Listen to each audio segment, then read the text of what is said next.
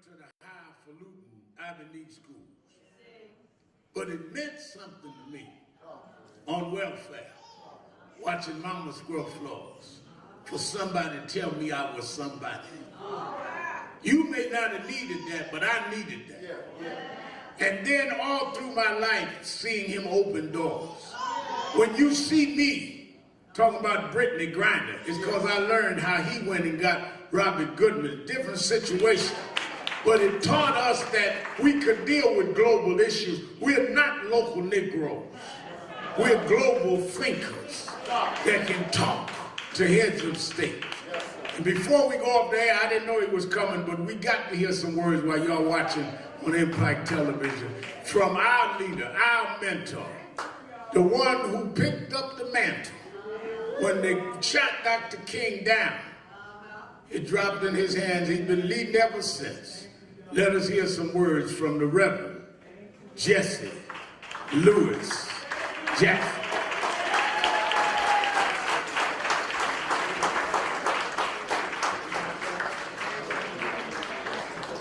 Come on, y'all can do better than that.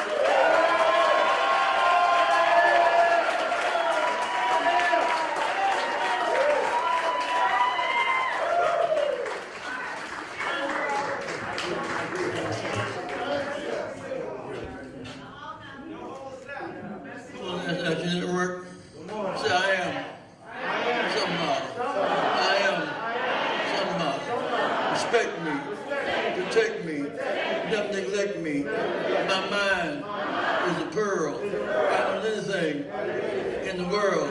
I'm God's child. I'm God's child. I am something. Let me hear you scream. I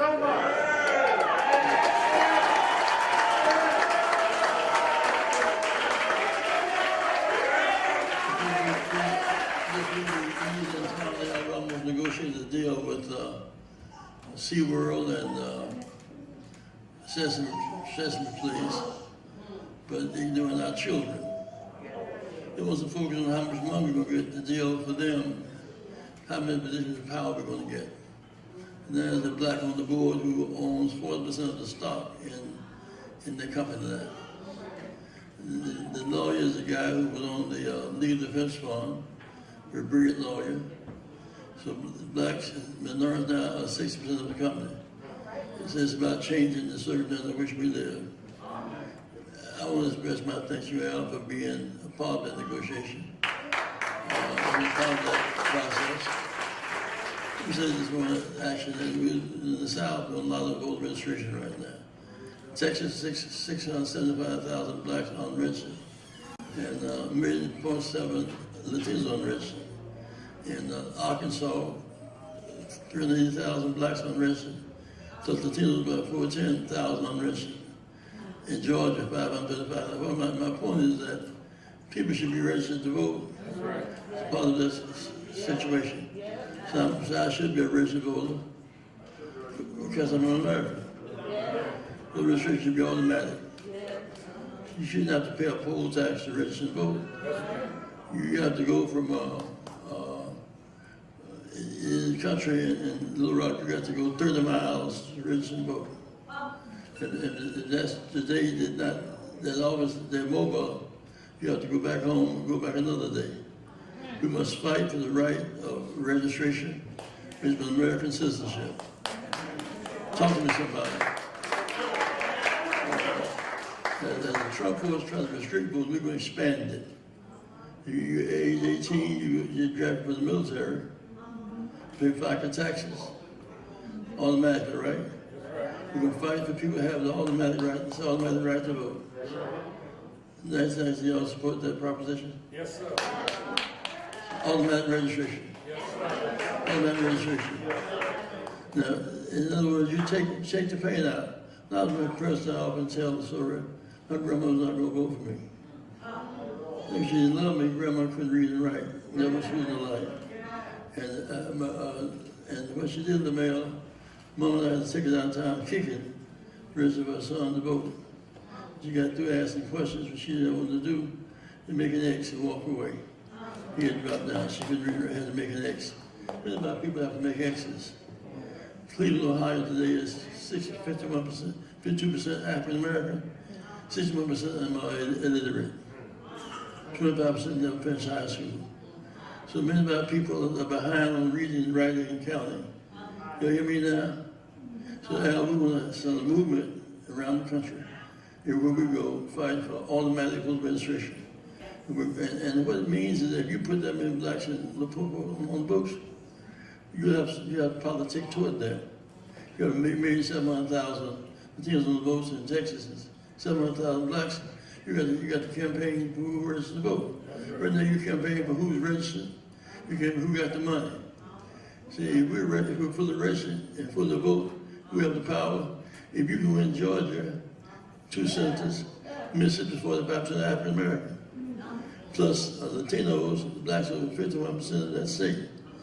And for the progressive whites, we can become governor of Mississippi.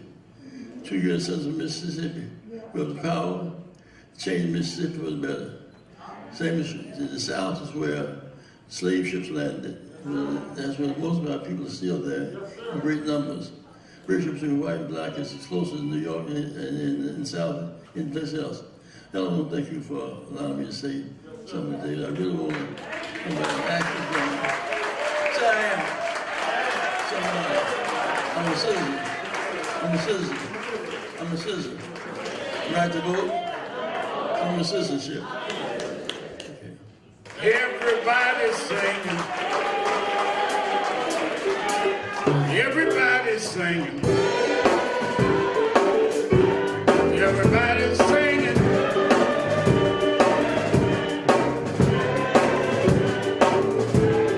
Singing like you mean it. Singing like you mean it. Singing like you mean it.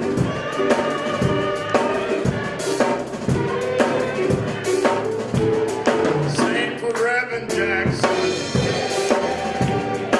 Jesse Lewis Jackson. Everybody's singing. Hey, one last time. One last time, y'all. One last time, y'all.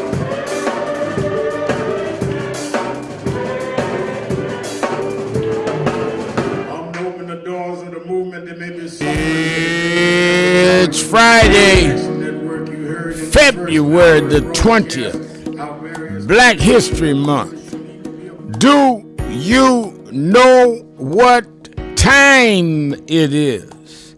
It's Al Sharpton's time. And for the next 3 hours, it's time to put aside all pretenses, deception, denial, or fronting. The time has come to keep it real on Keeping It Real with Reverend Al Sharpton. Very good afternoon to you all across the country. Good morning to our West Coast listeners. Welcome to those listening on Sirius XM, Channel 126, The Urban View, where talk empowers and becomes action. I'm coming to you live from our National Action Network corporate headquarters in New York. For the next 3 hours is Exhale Friday. Whatever is on your mind, whatever is in your heart, all you have to do is call us at 1-877-532-5797, 1-877-532-5797, Twitter.com, The Rev Al, or go to our message board at www.nationalactionnetwork.net, and we will read your comments over the airwaves, but make sure you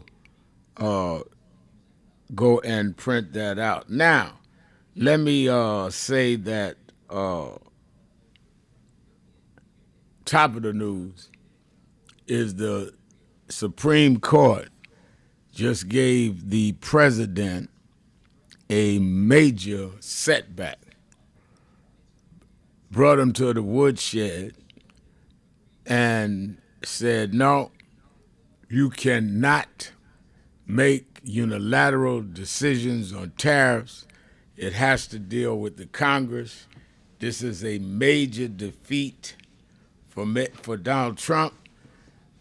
Don't forget, 3 of the justices on the Supreme Court was nominated by him.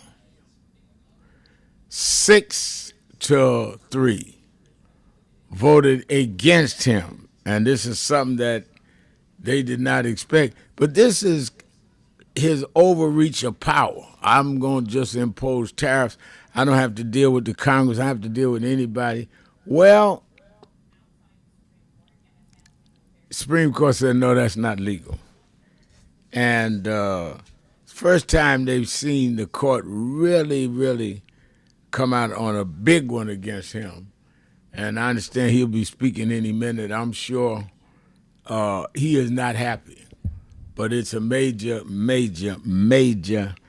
defeat for him, particularly since it's his people on the court. And so that's one piece of news that we are dealing with. Obviously, he is not a happy president right now. We'll see when he comes out. Then we have the U.S. economy. This report comes out that the U.S. economy slowed more than expected at the end of 2025. Economic growth slowed. The GDP, gross domestic product, grew by 1.4% in quarter four, down sharply from the 4.4 in quarter three. So they actually went down in consumer spending in the fourth quarter. And inflation cooled, but it remains above the Fed's 2% target. So with Trump talking all this about, he was in Rome, Georgia yesterday, talking about affordability is not an issue, I've done more, Well, according to the data, the economic growth has slowed down and inflation has gone up in certain areas. So are you just hallucinating or lying or both? We want to know. All right. We also see that Trump is requesting, well, he's directing really, the Pentagon to release files related to UFOs and aliens. He's saying this in response to President Obama saying, yes, there are aliens, and didn't really give context to it. So Trump is saying, let it all out. Now, interesting, he wants to release all the files on UFOs and UAPs, but don't release the files on Epstein. And he wondered why people feel he got something to hide. That's the only files that you protecting is Mr. Epstein's. Let's look at also Governor Wes Moore signs a bill blocking state and local cooperation with ICE. And ICE is catching it from elected officials all over the country. And if they're effective at what they do it every time. And I think that it is something we as a community must deal with. You know, I was watching some of the news earlier this morning when I come out of the gym. And this is before we knew about the Supreme Court ruling. And I was just watching one of the newscasts did a video of Trump doing his thing in Rome, Georgia yesterday, which used to be, well, it still is. No, used to be. She had left office, Marjorie Taylor Greene, stomping ground.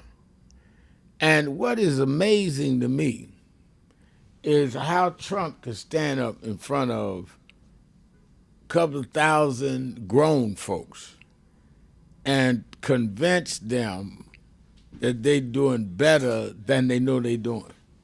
Now that takes some gall and in some cases talent. To get people that's paying high gas prices, higher for bread, higher for eggs, to act like, no, I brought everything down, and they clap about it, shows there is some real madness out there.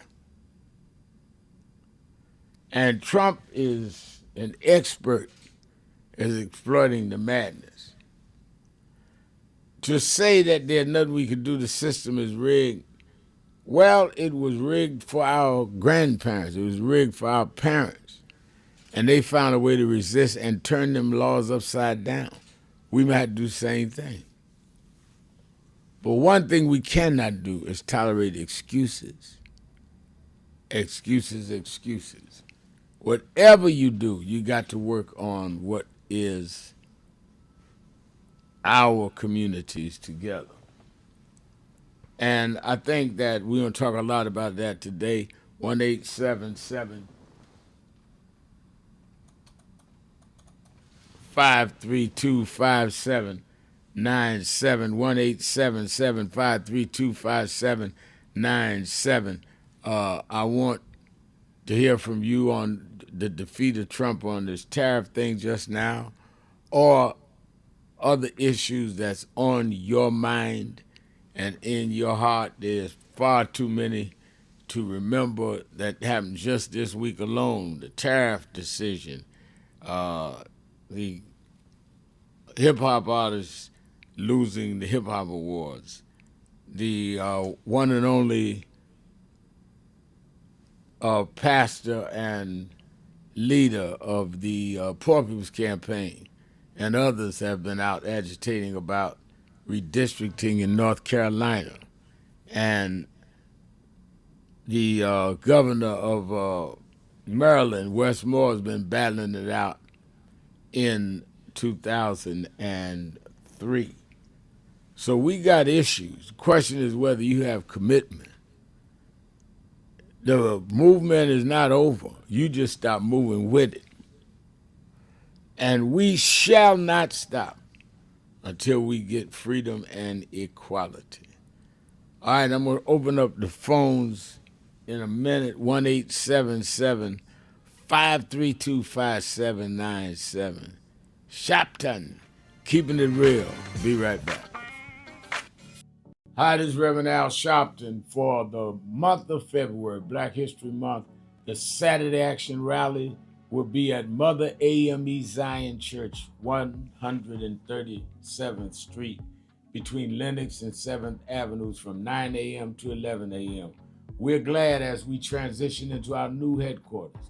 Our 4 Saturdays of Black History Month, we'll be doing those rallies at Mother AME Zion. Stand on historic ground, holy ground, where Frederick Douglass spoke, where Madam C.J. Walker was funeralized, where Sojourner Truth had a Underground Railroad come through.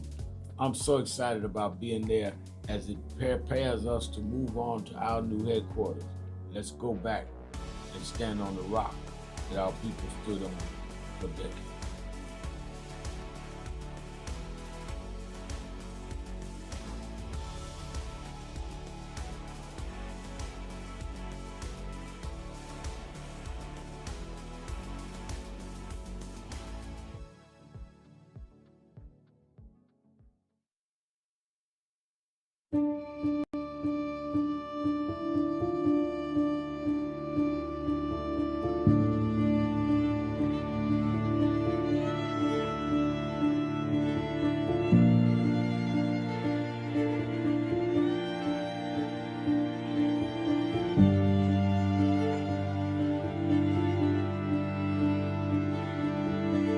Robert Culp used to do a show with Bill Cosby, I Spy, and he did a documentary on breadbasket, Robert Culp.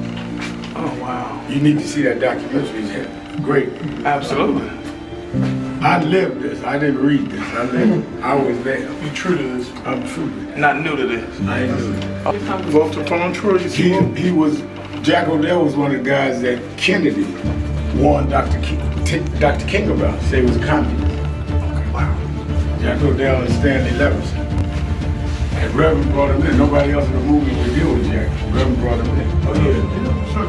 Just us. Just like But there's stories behind all of it. It didn't just happen.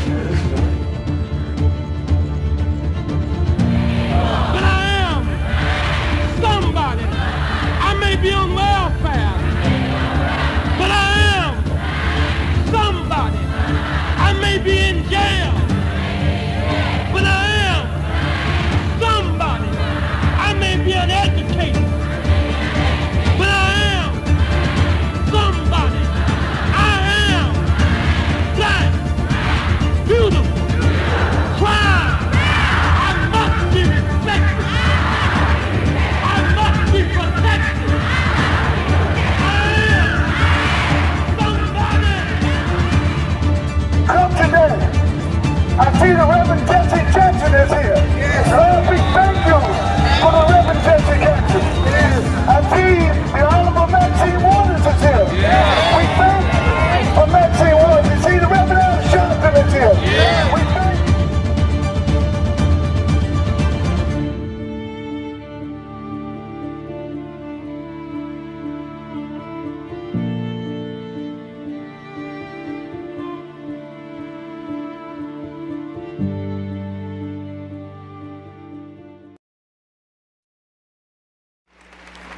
Reverend Sharpton, how do we begin to make peace with our past? I don't think it's our obligation to make peace with our past. I think it's our obligation to learn from our past and to understand that soon we gonna be the past. I mean, a lot of us act like we gonna be permanent and that the past is the past. If we draw on the strengths of the past and uphold the dignity and the integrity of our people, and then perform it at our highest level in our generation, as Dr. Moss said, that's our obligation. You know, one of the reasons that I've been so concerned about this cultural tone that we're in now is a lot of us have lost the dignity that our community has shown from Jamestown to now. I've questioned some of the artists that no longer sing to uplift us. And there's never been a generation that didn't use our music and our culture to lift us up. And the excuse is where they say, well, we just want to show what's there. But we never just accepted what was there. We always looked at what was there and looked through it and brought our people the way it needed to be. So in slavery time, we were singing Go Down Moses and Swing Low Sweet Chariot. We wasn't singing about the cotton picking nigga in the field. That's what we saw, but that's not what we sang. In slavery,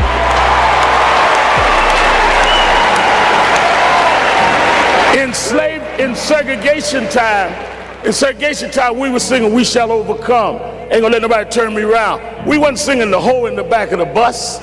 So where is this coming from? And that's what we need to challenge. I wish, all of this about our friend Barack announcing today, I wish Obama had announced here. Because Lincoln did not free us. The abolitionist movement freed us. Lincoln accommodated to freedom fighters. He was not a freedom fighter. Kennedy accommodated the king. Johnson accommodated the king. We got to quit giving the wrong people credit for our history.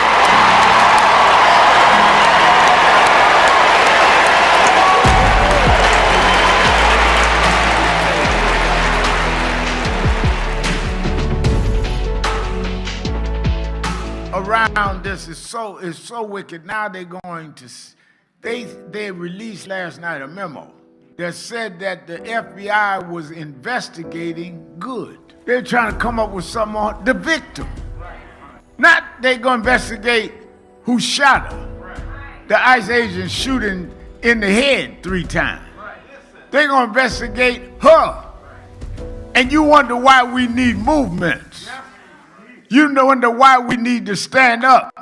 Hakeem Jeffries was here Monday. Why we need to deal with this midterm election.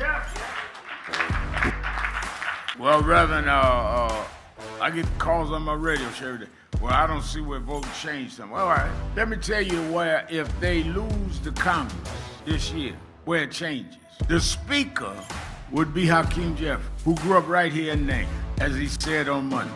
The Speaker decides then the calendar for the legislative session.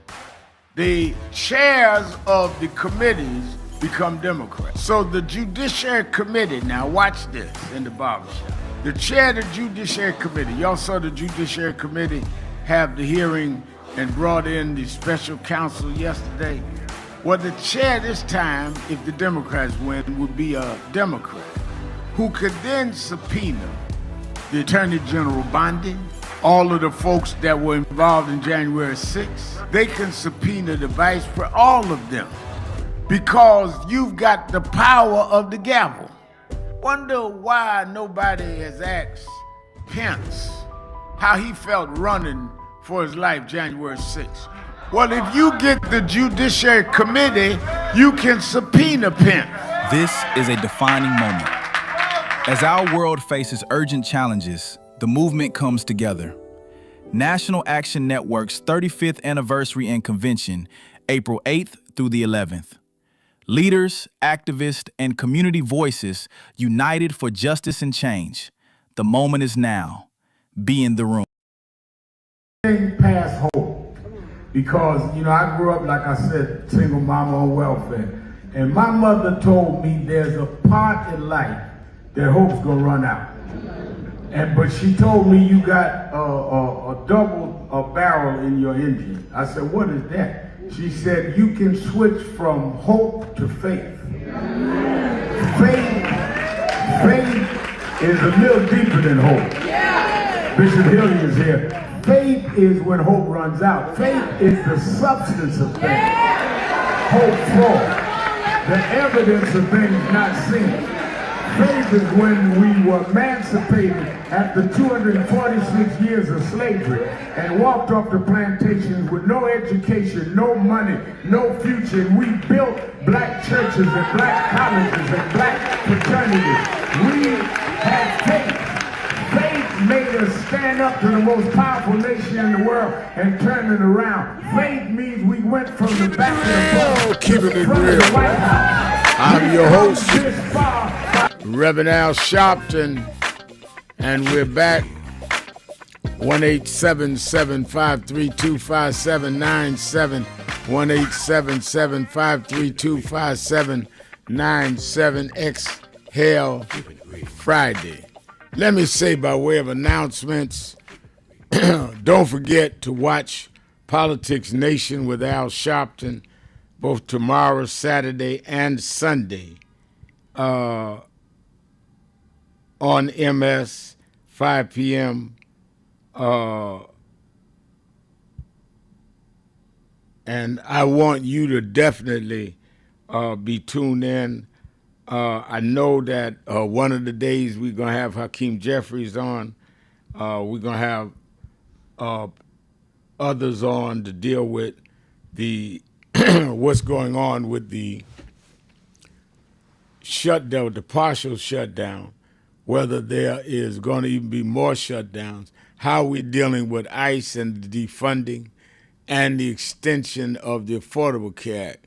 So make sure you watch Politics Nation with Al Sharpton live at 5, and I'm sure now that we're going to have Hakeem and them on anyway, that they are also going to have to deal with the issue now of, since the Supreme Court has blocked the tariffs, and Trump is somewhere talking about that now, that they got to look now and see how they realign a lot of the relationships with foreign countries.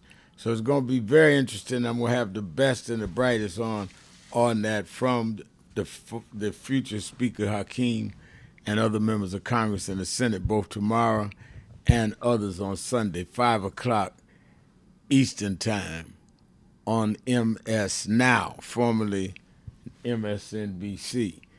Then on Saturday Action Rally, you in the tri-state area, be there early. It's 9 a.m. to 11 a.m., but you might want to get there early because tomorrow we're dedicating our whole broadcast and rally to the memory of Jesse Jackson, my mentor and friend.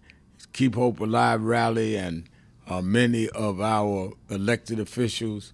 The mayor is going to be there. State Attorney General Tish James will be there.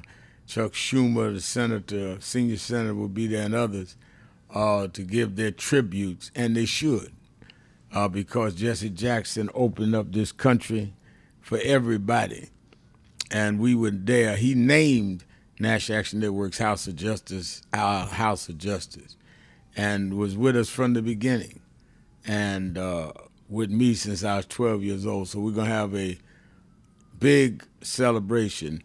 Come early because we want the church filled. It'll be at Mother AME Zion Church, which is 137th Street between 7th Avenue and Lenox Avenue in Harlem. Mother AME Zion, 137th Street between 7th and Lenox tomorrow. You that are not in the New York area and can't get here, you can watch it live on Impact Television or at www.nationalactionnetwork.net live stream or on YouTube/NAN. And the convention, I mean, I think that with the death of Reverend Jackson sent a new urgency with people because they understand we better fight because a lot of our warriors have gotten older and gone on, and we've got to fill that slot. And I think that it is has a new meaning, that we are an organization. Reverend Jackson used to come every year at our convention and stay all 3 or 4 days. Even after he was in a wheelchair, he would come. And I was so glad that he got to see us do the work. And we play the tape sometime during the intermissions on this show where he said Dr. King's first stop would have been National Action Network if he would come back. And the question, though, is what are we going to do in these times about our economic situation, about our health care, about saving our vote with redistricting, about criminal justice. We still have far too many people locked away under flimsy to no evidence. We do workshops and set agendas in all these areas. Youth development, women. So I've not released the names yet, but we already have well over 4,500 people registered. It's all free. Every workshop, all our plenary sessions, all free. All you have to do is get to New York and attend. And the reason I ask you to register is in case one of the workshops, which often happens, is full, we stop the last 20 seats and only let in people that are on the registration list. So go to www.nationalactionnetwork.net, or we can go to our toll-free call at 1-877-626-4651, 1-877-626-4651. And Trump, I got them monitoring while on the air, since Trump has called it a disgrace with the Supreme Court. Did really disgrace because they said something wrong. He said there are stronger methods to impose tariffs. So he's selling wolf tickets against his court. 3 of them he nominated. And all right, let's go to message board. Evangelist Ramsey said, shared and loved the broadcast. Keeping it real, love it. One of the best activists I know, Evangelist Ramsey. Mayor Rodney Jones says, my shepherd gives instructions and I follow. Well, I try to give the right instructions because I grew up getting the right instructions. So I thank you for that. And I think I had one more I wanted to read. Forensic accountant says, peace to all who are observing Ramadan. Ramadan. Although I'm not a Muslim, this is my second observance. That's good. I can handle everything but the anger part. This administration is something else. Yeah, you're not supposed to get angry. You only eat after sundown. I have a lot of friends of Muslim, and they celebrate my holidays. I celebrate theirs. And the anger part is part of it now. So don't cheat. Do the right thing. It's about self-control. It's really about, can you handle yourself? It's not saying they're not things that you should justifiably be angry about, especially in these times. But it's, can you drive your emotions rather than your emotions drive you? That's why that instruction. And I think that is healthy for all of us, regardless of what religion you practice. Can you discipline your emotion? And that's something I worked at for years, still working at. Because I just grew up with a natural inclination. Somebody say something, you snap right back. Give and take, boom, no thought about it.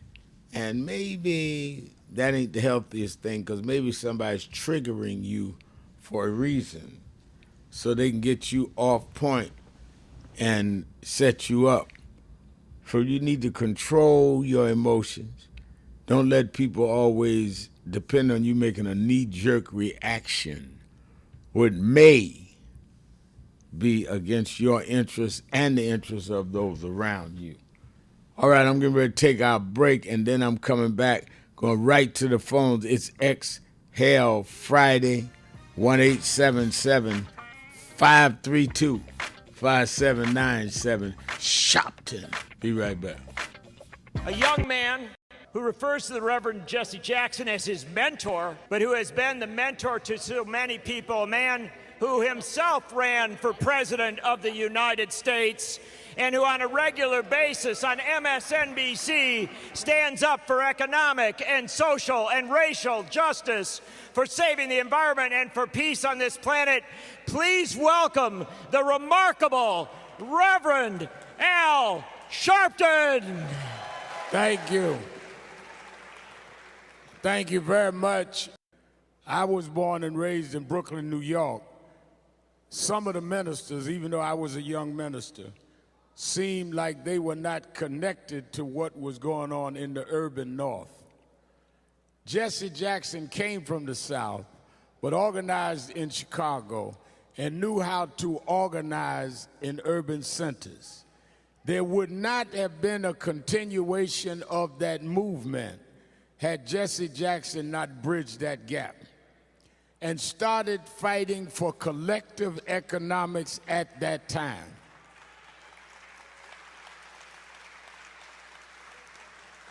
Way before we started talking about corporate accountability, he was boycotting Fortune 500 companies, dealing with the economic policy, dealing with the exploitation of the poor. He became a national figure holding corporate America accountable. What people are doing now was started by Jesse Louis Jackson.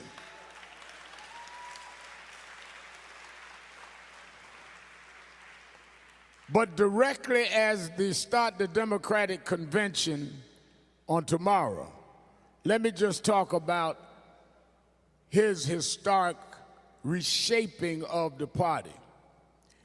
In 1983, he started saying a black should run for president. There was in 1972 the Gary, Indiana Convention, National Black Political Convention. There was the fights between the black nationalists and those that were in elective office. Reverend tried to bridge that. It led all the way to 83. He went around the country trying to get certain blacks to run. In the middle of him doing that, he started a Southern voting crusade. as he was on the bus going through Mississippi, through Louisiana, registering voters, people started saying, "You should run, Jesse."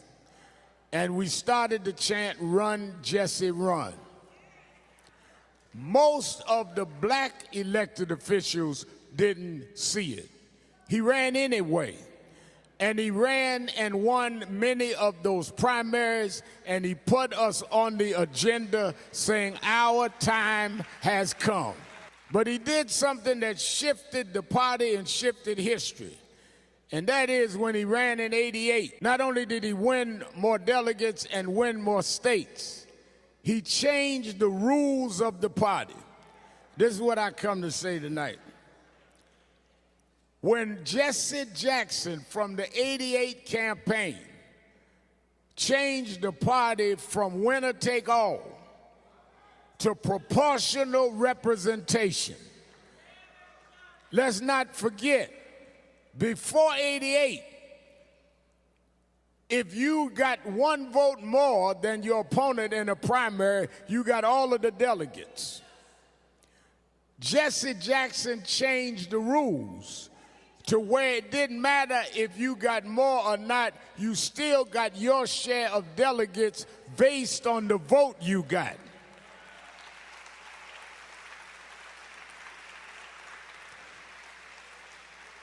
You cannot have a Democratic Party without democracy.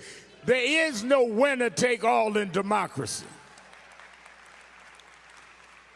By changing the rules in '88, we also got the first black chairman of the party, Ron Brown, who was a campaign manager for Jesse Jackson.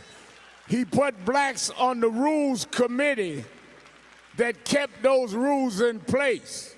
So in '08, if there had not been proportional voting in the primaries, Hillary Clinton would have been the nominee.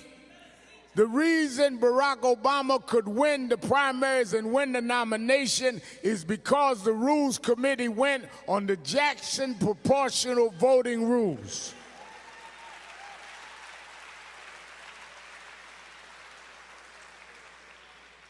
As we come into '24, when Joe Biden decided not to run, and there were those that said, let's have an open convention. There were people on the Rules Committee, when Joe Manchin said he was thinking about running, they said, well, no, you can't run, because the rules won't let you run. Those people on the Rules Committee were put there by Jesse Louis Jackson. The reason Kamala Harris is going to be nominated starts right in this building, starts right with this man. It has been a long journey, but the one that brought us this far was Jesse Louis Jackson.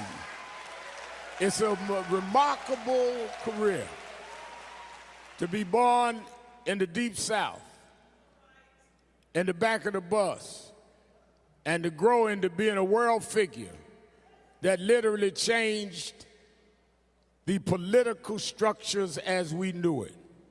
Put two of his sons in Congress.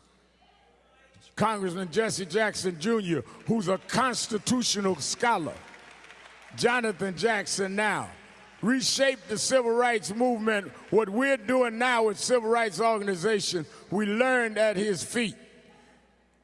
Let me end by saying there's some people that say that it's sad Reverend Jackson from Parkinson's can't walk like he used to and talk like he used to. But I want you to know that every time a black opens their mouth and talk about democracy, Jesse Jackson is talking. Every time we march, Jesse Jackson is walking. And when you see Kamala Harris get on that stage this week, Jesse Jackson is on that stage. He's sitting there watching the results of his work. There wouldn't be no us if it wasn't for him. Thank you and God bless.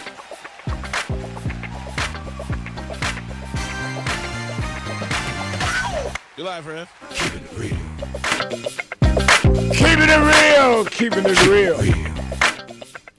I am your host, Reverend Al Sharpton, and as I said, I've been working the phones. Hakeem Jeffries will be on tomorrow, along with others. I have Michael Eric Dyson on to interpret Reverend Jackson in history, and we have Reverend Jackson's son, Jesse Jr. on.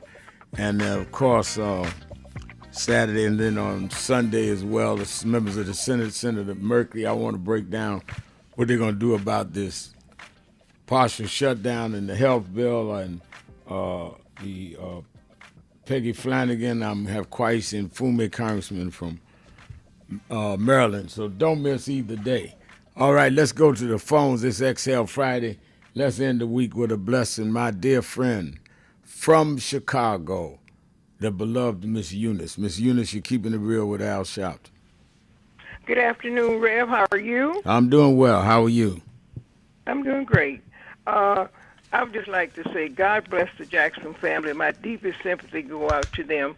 And I'd like to say to Miss Jackson, you stood by your man for over 60 years, and that's a blessing also. And just say, Rev, rest in peace.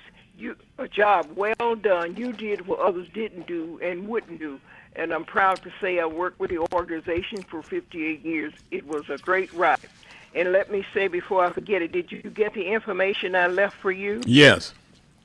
Okay.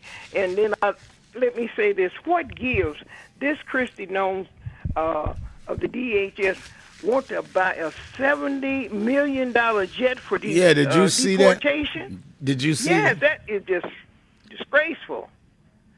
And you know, Reverend, people don't have food to eat, and they have nerve to say people can eat for less than $3 a meal per person. It's fighting time. And then to go further, Cash Patel is spending $75 to go to his favorite sport, ice hockey, at the Olympics. Excuse me, and when are these Congress people going to wake up and hold these people accountable? Yeah, and when are we going to wake up and hold those that are not holding them accountable? Because they're getting away with so much, and we're not even saying anything about it. And we should be in the streets 24/7. It's enough of us to take shifts. And this is the most corrupt administration of all time. They pretend they are working for the people and causing chaos everywhere they go. People being killed, and I would say actually murdered. It is just a disgrace. And thank you for taking my call. All right, and have a great day. Thank you, and God bless you, Miss Eunice. James Mitchell says on our message page, hello, Miss Eunice, I enjoy listening to your comments. And then Frederick McLeod says, the ruling with the tariffs could have went either way.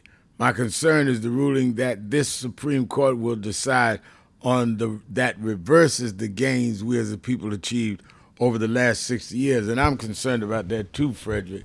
And that's the voting decision. They did not come back with the case in Louisiana saying that they ought to take race as any consideration out of the voting process, which is clearly the reason you had the Voting Rights Act of 65 was that you could not discriminate based on race, and they had several states and counties that had a record of that, a clear record of that, documentation of that.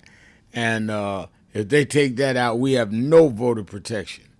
And I think that's the problem, real problem. Manning Rollerson on message board says, what is the problem with the role of law in America? Britain and every other country is holding the Epstein sexual predators of people that was named and involved. They're holding them accountable across the world. What's going on with America's law and order? Well, it's a good question, Manny. Clearly, they're protecting somebody, which means there is no law and there is no order if you protect some and do not protect others. Let's remember, we're talking about raping children. There's no more sick and perverted I could think of than raping children. And why would you be protecting them unless you are of that kind of deviant mind yourself? Let's go to Rick in Germany. Rick, you're keeping it real with Al Sharpton. Good day, Mr. Sharpton. Good day. I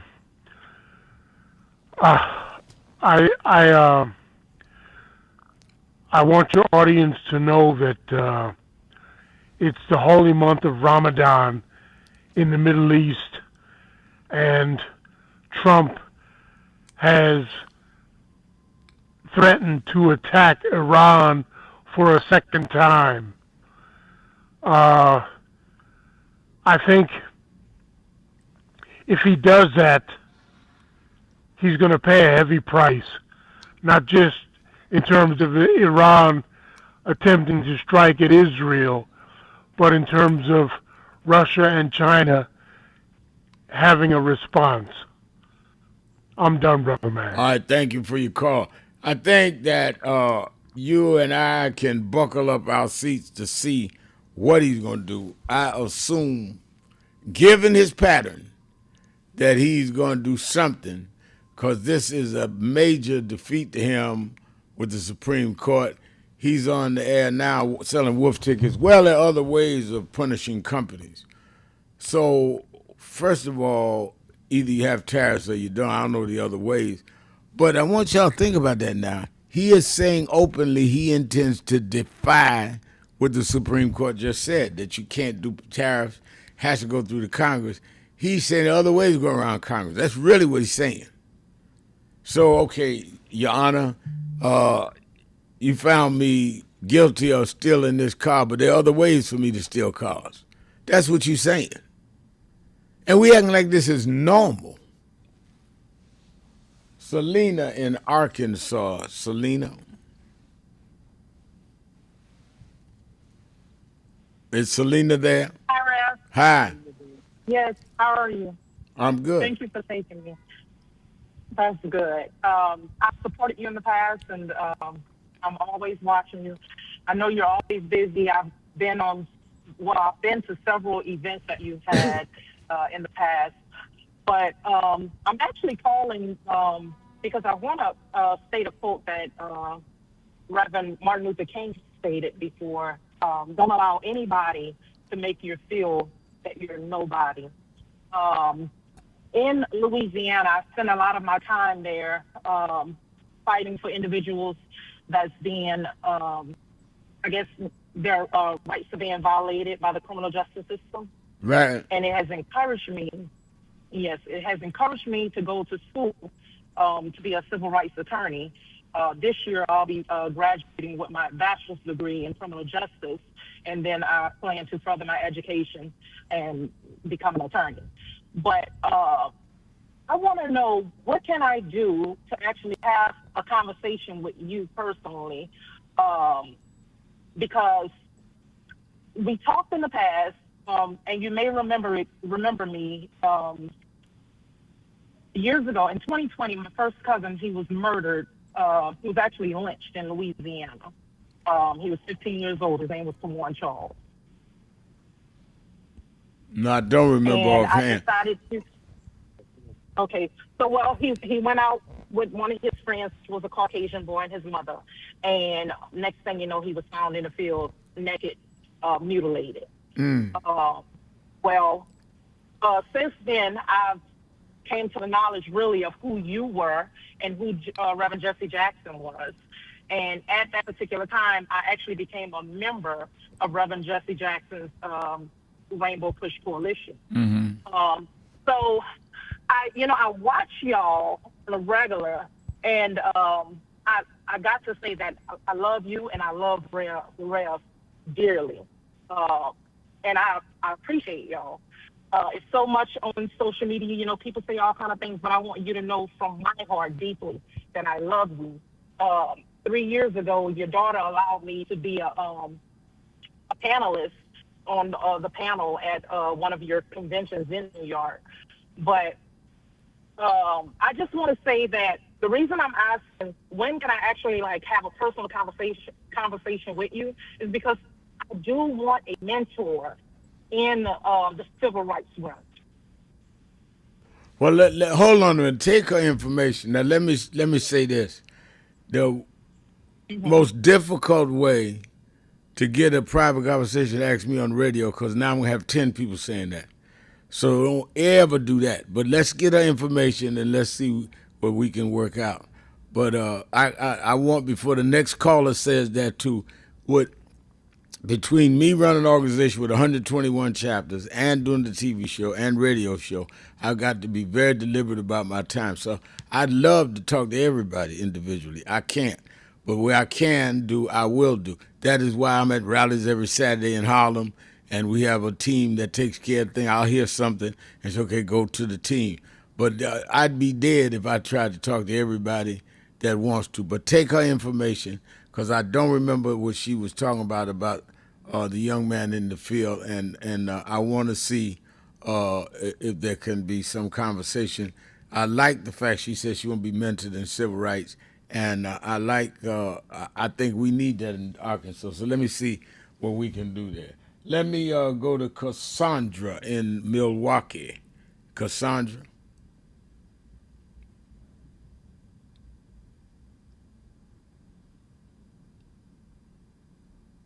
Hello?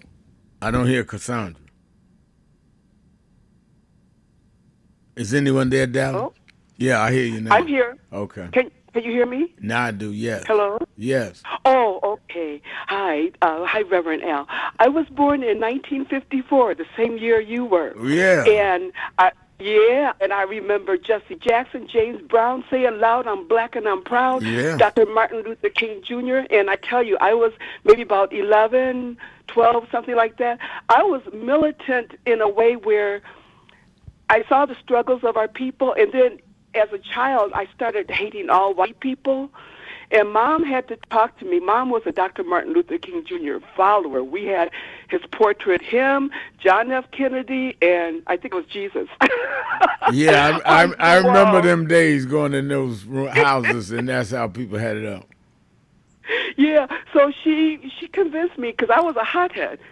But she had to sit me down and talk to me. Don't hate white people. The struggle is trying to get our rights, not to kill white people. Right. You know, she told me in a way at my young, angry age could understand.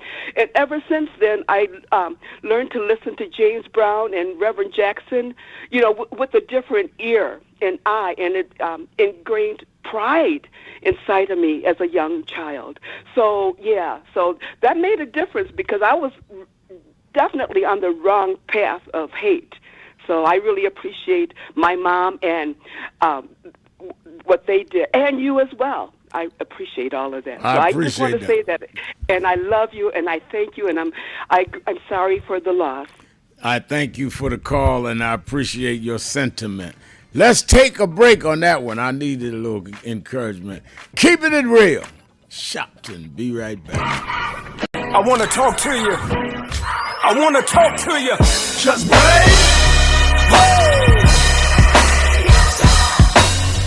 I believe that. Good morning, everybody. I hope the coffee has kicked in by now. I want to start by thanking your leader, the Reverend Al Sharpton, and everyone at the National Action Network for 35 years of standing up for civil rights and opportunity for everyone. And I couldn't be more grateful for the way that you have blessed the lives of so many, including mine. As we look today on King Day, let us not forget that we had to struggle to even have this day. They did not wake up one morning and say, let's give a federal holiday to Martin Luther King. People petitioned, people marched. Let us remember now, as we bring our children and grandchildren up the Potomac, that they can see the Washington Monument, the Lincoln Memorial, the Jefferson Memorial, and one memorial that never served as president, but changed this country more than any other American, Dr. Martin Luther King Jr. This was an amazing MLK breakfast. It is truly an honor And more importantly, this is an important day for us. I feel incredibly lucky and honored to be in this room on this day, celebrating Dr. King's legacy of civil rights, especially in the moment that we're facing on a national level. It feels like warmth and home being in this room. So I'm encouraged by today.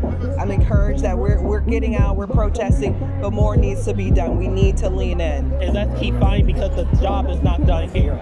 And I just feel so honored to get this award. It's not about getting an award, it's about doing the work. And let's keep up with the work. Hi, this is Reverend Al Sharpton for the month of February, Black History Month. The Saturday Action Rally will be at Mother AME Zion Church, 137th Street, between Lenox and 7th Avenues from 9 a.m. to 11 a.m. We're glad as we transition into our new headquarters. Our 4 Saturdays of Black History Month, we'll be doing those rallies at Mother AME Zion. Stand on historic ground, holy ground, where Frederick Douglass spoke, where Madam C.J. Walker was funeralized, where Sojourner Truth had an Underground Railroad come through. I'm so excited about being there as it prepares us to move on to our new headquarters. Let's go back and stand on the rock that our people stood on for decades.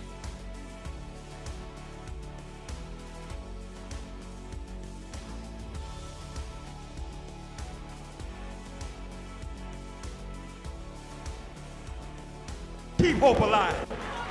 Keep hope alive. Keep hope alive on tomorrow night and beyond. Young America, hold your head high now. We can win. You must never stop dreaming.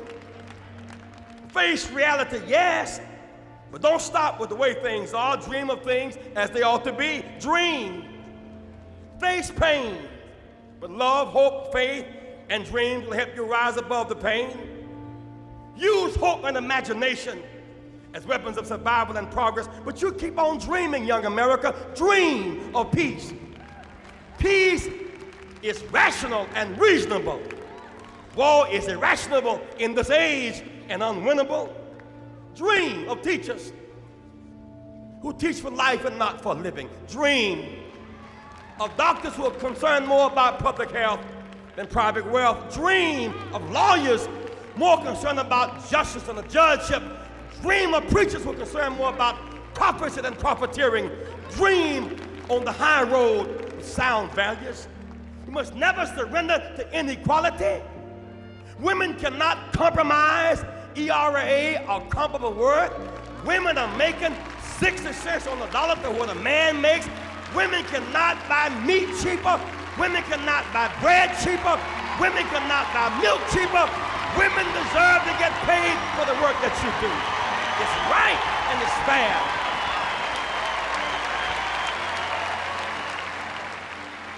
I'm often asked, just say, why do you take on these tough issues? They're not very political. We can't win that way. If an issue is morally right, it will eventually be political. It may be political and never be right. Fannie Lou Hamer didn't have the most votes in Atlantic City, but her principles have outlasted every delegate who voted to lock her out. Rosa Parks did not have the most votes, but she was morally right. Dr. King didn't have the most votes about the Vietnam War, but he was morally right. If we're principled first, our politics will fall in place.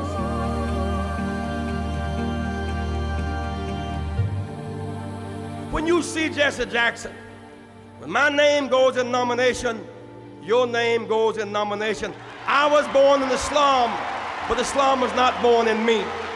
And it wasn't born in you, and you can make it. Wherever you are tonight, you can make it. Hold your head high. Stick your chest out. You can make it. It gets dark sometimes, but the morning comes. Don't you surrender. Suffering breeds character. Character breeds faith. In the end, faith will not disappoint. You must not surrender. You may or may not get there, but just know that you are qualified and you hold on and hold out. We must never surrender. America will get better and better. Keep hope alive. Keep hope alive. Keep hope alive. On tomorrow night and beyond. Keep hope alive. I love you very much. King, Dr. Richardson, most of all, let me thank Reverend Al Sharpton for bringing us all here together today in the Urban Action Network. I am proud to be a candidate for the presidency of the United States of America, but I am mindful that I wouldn't be here if it had not been for Reverend Al Sharpton running for president, and Carol Moseley Brown running for president, and Jesse Jackson running for president, and Shirley Chisholm running for president. They paved the way, and I stand on their shoulders. When Coretta Scott King, the widow of Dr. Martin Luther King Jr., had this to say about Al Sharpton. A leader who has protested injustice with a passionate, unrelenting commitment to nonviolent action in the spirit and tradition of Martin Luther King Jr. And I am talking about your leader, our leader, the Reverend Al Sharpton. I celebrate the day you were born. You have been, over all of your years, such an extraordinary leader. You are a voice of truth, a voice of conscience, a voice of practicality around what we must address and what we can do. Thank you, Rev. Thanks for that introduction. Look, we've known each other for a long time. I'm grateful not only for your leadership and partnership, but quite frankly, more importantly, for your friendship. And thanks to all of you, members of our nation's most important civil rights organization. For over 3 decades, the National Action Network has stood on the front lines for our communities, fighting for justice, lifting up the voiceless, and showing up where it matters most. Presidents, world leaders, and global changemakers have all testified to Reverend Al Sharpton's impact and National Action Network legacy of good trouble in the fight for equality. This holiday season, our commitment grows even stronger. We're expanding food distributions, toy drives, and direct support for families who need us now more than ever. Stop right now and join the movement. Stop going through your life like you are a co-star or a bit player in your own drama. No, you are the main star. He is America's civil rights leader. What you decide is what is the major thrust of your life. And others may contribute, impact, affect, but it's your life that you're central in. So stop trying to lay the weight of what you do or don't do on others. That weight is squarely on your shoulders and in your hand. And if you want to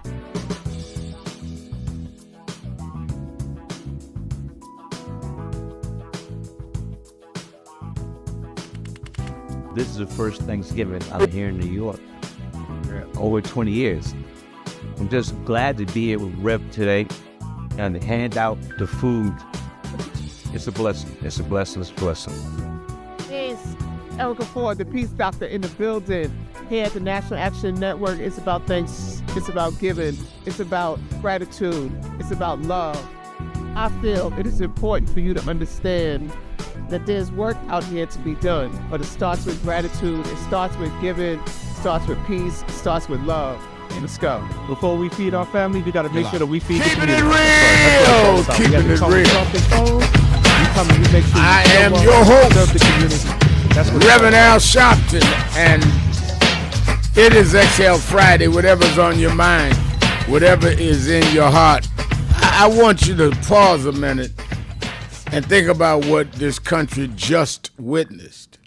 The Supreme Court, in a 6-3 decision, said that they rule against the president of the United States unilaterally and arbitrarily deciding tariffs without the Congress and without the balanced government weighing in on this. President Trump, who nominated 3 members of that court, 2 already hard right-wingers, gave him a 5-4 advantage, lost today. President Trump just held a press conference that ended minutes ago and said that he attacked the Supreme Court, said they were influenced by foreign interest, and said he's going to do tariffs anyhow. He will find a way to do them anyhow. So let me tie these knots together for you. Someone asked me why we don't see people going to jail and being arrested in this country for pedophilia with Epstein like they did a member of the royal family yesterday in England. Well, when you have a president that says, I don't care what the Supreme Court is going to do, I'm going to find a way to do it anyway, and will announce that's what he's going to do. Bad enough that's what he thinks. He announced it. I come out, stand behind the rostrum with the presidential seal in the White House and say, I don't care what they say, I'm going to find a way to do it. And one of the questions that you got to ask yourself is, why would people vote for that kind of lawlessness? Here's the law and order man, but he's saying law and order if you do what I want. This was an absolute rebuke of Donald Trump. And he didn't even have his press secretary go out there. He went out there with Lutton extended behind him, by the way, that's all over the Epstein file. This is insane. Now, Rodney Jones, the mayor, is saying something on message board. It's true, he says that the Supreme Court of the United States gave him immunity. They created this monster. No doubt about it. No doubt about it. No, Frederick McLeod saying, no, the Supreme Court ruled on their interest. It is their interest to keep a balance of power and not be a flunky and a rubber stamp for a wannabe dictator. I want y'all to be real clear. How do you tell civilians, citizens, obey the law when the court makes a ruling and the president of the United States goes out in front of the world and says, I don't care what they say, I'm going to do it anyway. There's other ways to do it. And say they were pressured by foreign interests. So you're accusing them of being corrupted, really. You're accusing them of corruption.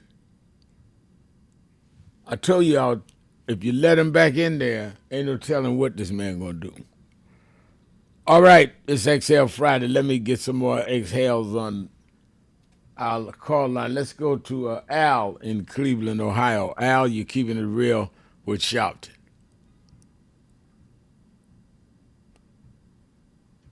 I don't hear Al. Like the raise praise. Hello? Hello there. You hear? Yeah. You hear me? Okay. Well, first I would like to raise praise to the supreme power, the most gracious, most merciful, Lord of our understanding, awareness, and insight. I'd like to give shout out to the Jackson family and upon them peace and never-ending blessing. Yes, Reverend, now what I'm calling about today is the father of Black History Month, Carter G. Woodson. And I would like to reflect a quote reflect a quote Reverend Jackson had said about, I am somebody. And the quote is from Carter G. Woodson, father of Black history. If a race has no history, it has no worthwhile tradition, it becomes I got to get the term right, negligible factor.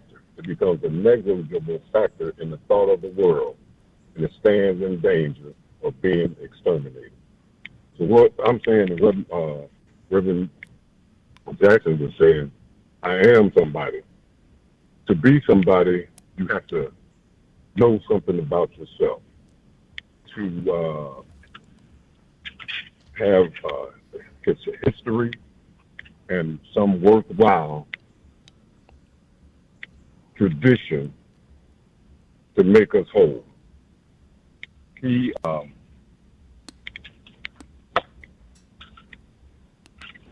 excuse me, Reverend his intention about being ourselves is about knowing who we are as a people. To know ourselves is about our history and worthwhile tradition means what Reverend Jackson said about I am somebody.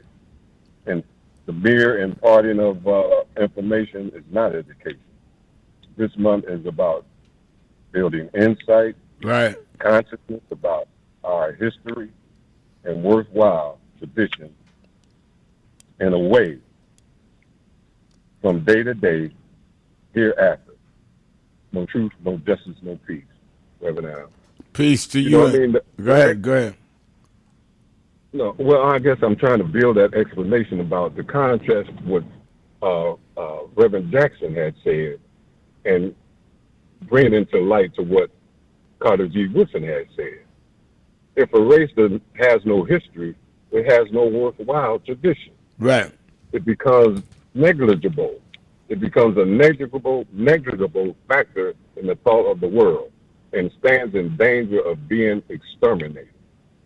We are living in this time now, whereas Black history, they don't want us recognizing that. Can't go in the car. They don't want the children to learn history and Black history in the school. This is an extermination process, and we are standing in danger of that right here and now. So that's my story for today, Jackson. Reverend Al, and peace and never-ending blessings be with you and all. Thank you. I thank you for your call.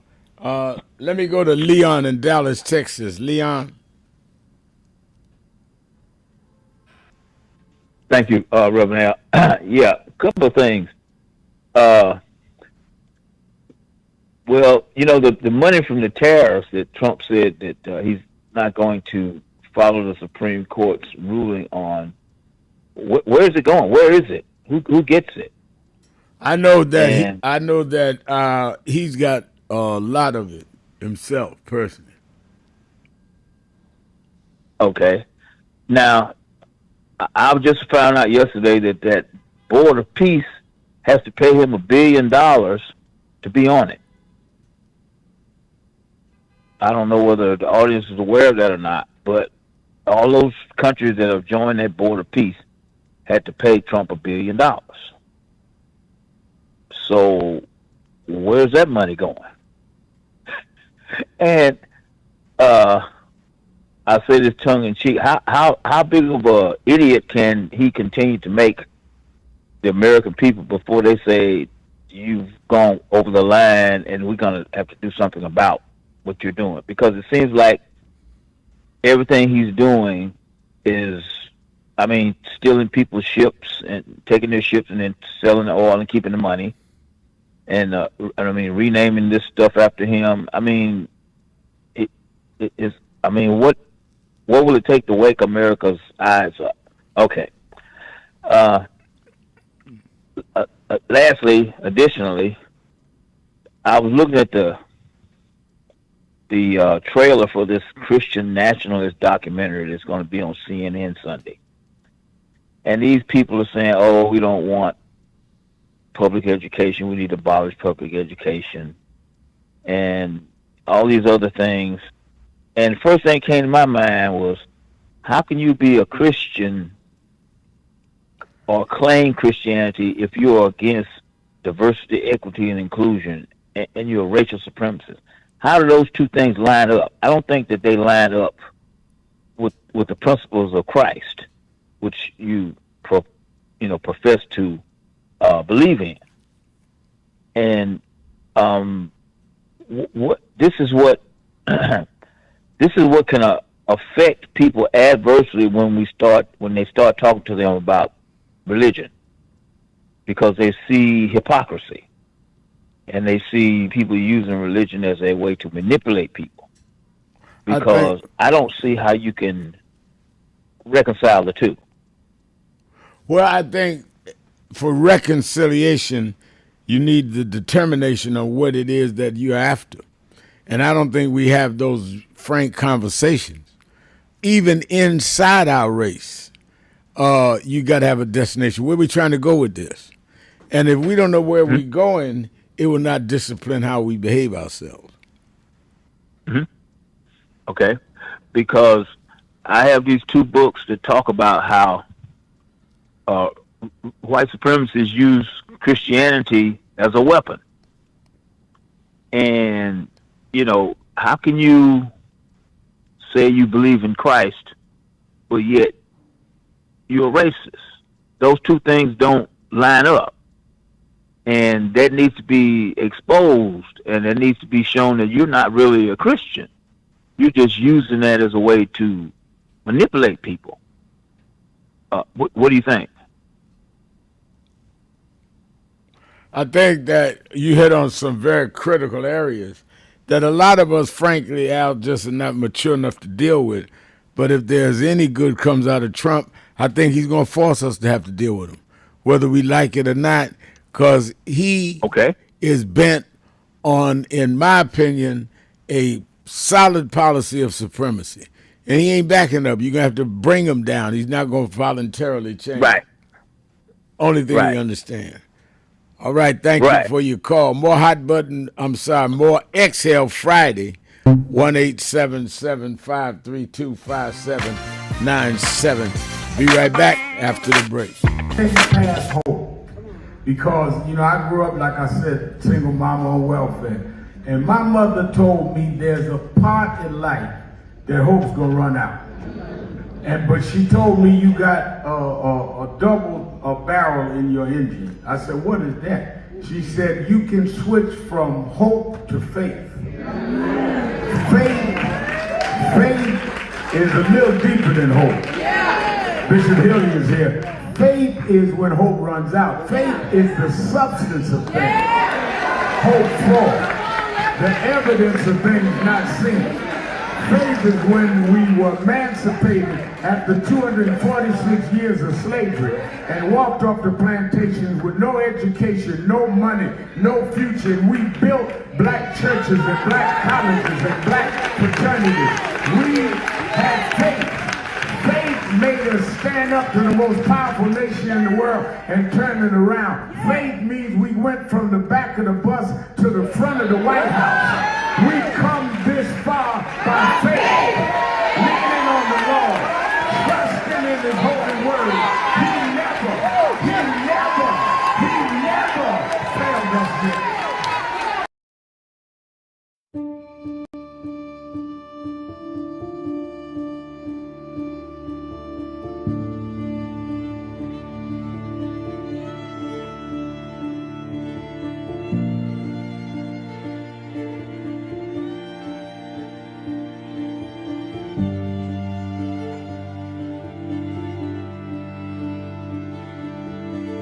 Robert Culp used to do a show with Bill Cosby, I Spy, and he did a documentary on breadbasket, Robert Culp.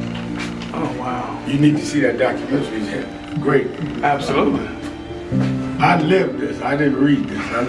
I was there. You true to this? I'm true to this. Not new to this. I ain't new to this. Vote for Troy. He was, Jack O'Dell was one of the guys that Kennedy warned Dr. King about. Say he was a communist. Okay, wow. Jack O'Dell and Stanley Levinson. And Reverend brought him in. Nobody else in the movie would deal with Jack. Reverend brought him in. Oh, yeah. Sure. Just us. Just us. But there's stories behind all of it. It didn't just happen. But I am somebody. I may be on welfare, but I am somebody. I may be in jail, but I am somebody. I may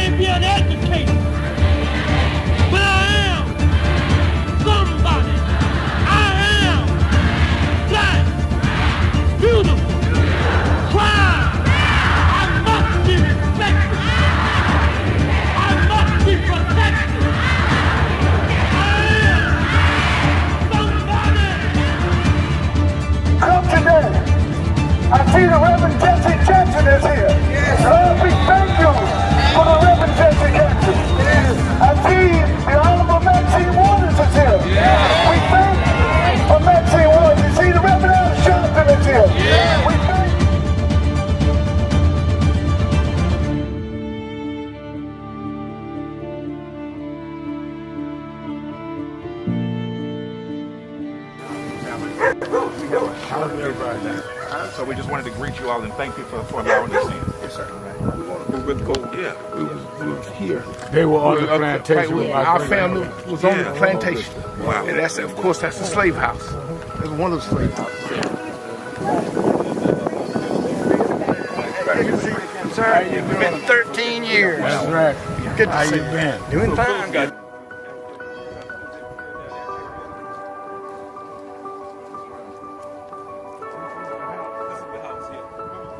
Last time, and we Alexander Shelton.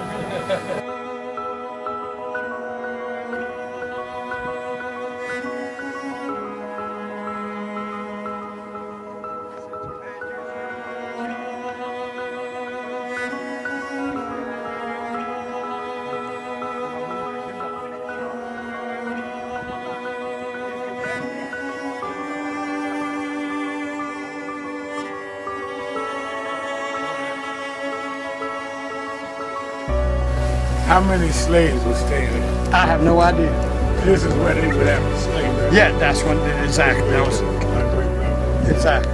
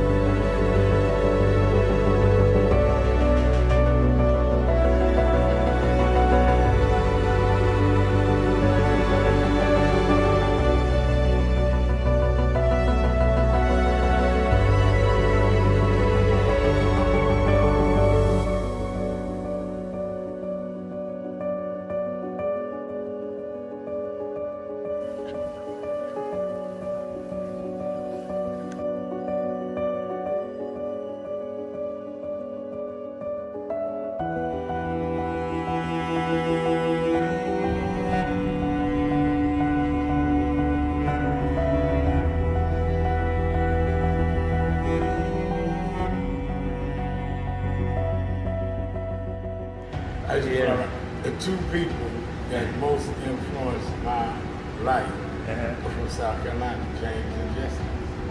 Jesse right up the road with me. I went over his mother's funeral. Jesse walked me to my mother's casket.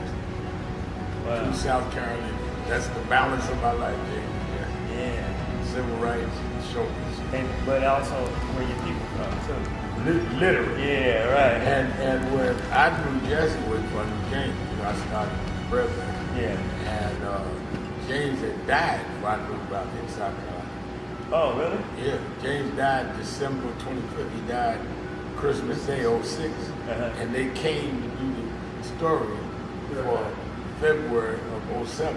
They came in January. His daughter swear that was his daddy and him and pushing the information out.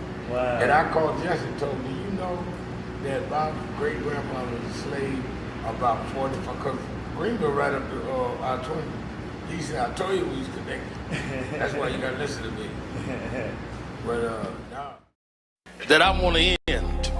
He talked about the dry bones in the valley. Go take it back. The only reason that the wind could blow life into the bones is because at some point they had to be connected. If the wind had blown into a disconnected body, it still wouldn't work. So before he prophesied to the wind, they had to first get the foot bone to connect to the ankle bone, and the ankle bone to the calf bone, and to the knee bone, and the knee bone to the thigh bone. If we are to prophesy to the wind, we must first connect this body. We must connect Eddie Long to Farrakhan and Cornel West to Elders and Lowry to Sharpton. If we can connect this body, then God will blow the breath of life into our community. But as long as we are disconnected, the wind can't blow because it's blowing on disconnected dry bones. But the good news is that we're the children of people that have been through worse than this, and we're still here. So even though I get despondent, I don't ever get depressed, because I want the world to know you won't beat us. because we're the children of those that took the worst form of slavery and brutality that ever lived, that ever existed. Our parents survived the Middle Passage. Only the strong got here, and then we lost our name, our culture, our religion, and we're still here. But you don't know who we are. We're the children of Chaka Zulu. We're the children of Mary McLeod Bethune. We're the children of Marcus Garvey. We're the children of Martin Luther King. We'll be here. We were first and we'll be last. We know who we are.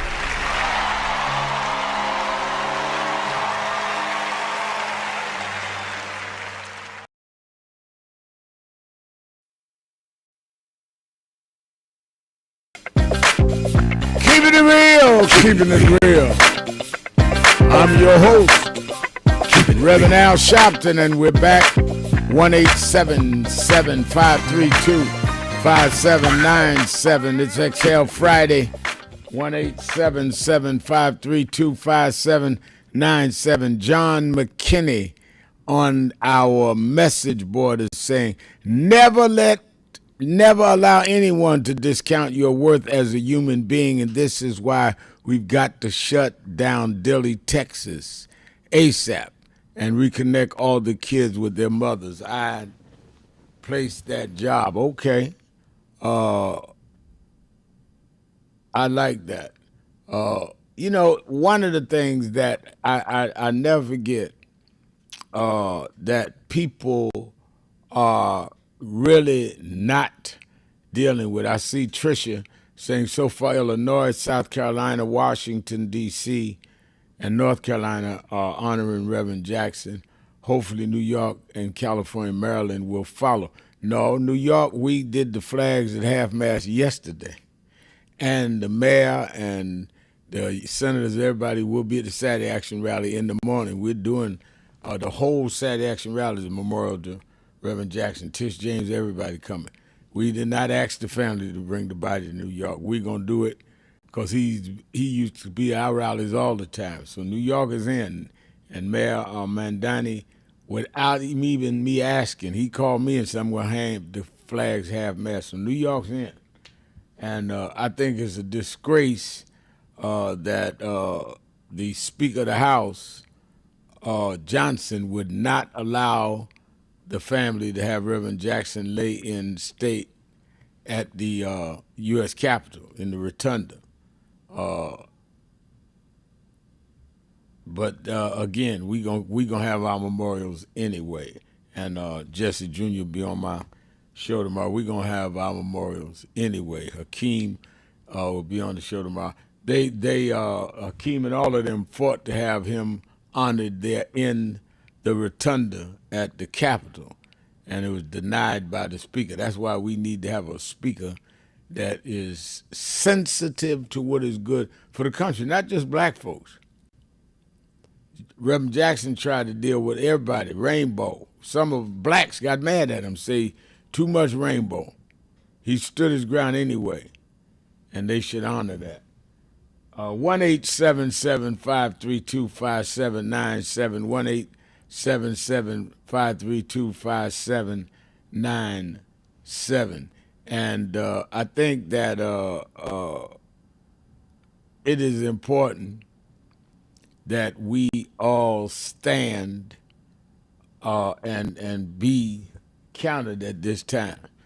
The Mayor Rodney Jones said, I watched the hip-hop documentary that you were interviewed for, my shepherd. I don't know which one that is. I've done a lot of interviews. Tell me which hip-hop documentary and where we can watch it. I'll see what I said. I don't know about that one offhand. I'd like to see that. Let me go to Miss Richardson, my friend in Chevy Chase, Maryland. Miss Richardson. Yes. Am I there, Rev? Good afternoon. Yes. Yes, good afternoon, my darling. We love you dearly. We hold you like a candle, with that flame going from its tip and never going out. I love it. I love it. Thank you. I appreciate it. But Rev, thank you so much. I just had a couple of things, and I know you have people. But my concern is what the gentleman was speaking. But let me say something real briefly, then I'll just say what he was saying about the religion. The tariffs, that's important, like you're saying, and it's a great news about the defeat to this, person in the White House. But my skepticism of the Supreme Court, they have failed to, from the start, deal with him because so many of your calls is right about him getting away with 34 felonies and other things that he's gotten away with, and due process of taking the immigrants and not checking on their, credentials the proper way, just snatching people out of their homes, black and, some of the Mexican people being snatched out. And they didn't get their due process. And so there's many things. And look Rev, this man has done so much in that little time of a year. And so he still has almost a whole 3-year period. And wait a minute, hold Miss Richardson. I'll hold you over the break. We'll be right back. Keep it real. Shopton, be right back. A young man who refers to the Reverend Jesse Jackson as his mentor, but who has been the mentor to so many people, a man who himself ran for president of the United States and who on a regular basis on MSNBC stands up for economic and social and racial justice, for saving the environment and for peace on this planet. Please welcome the remarkable Reverend Al Sharpton. Thank you. Thank you very much. I was born and raised in Brooklyn, New York. Some of the ministers, even though I was a young minister, seemed like they were not connected to what was going on in the urban North. Jesse Jackson came from the South, but organized in Chicago and knew how to organize in urban centers. There would not have been a continuation of that movement had Jesse Jackson not bridged that gap and started fighting for collective economics at that time.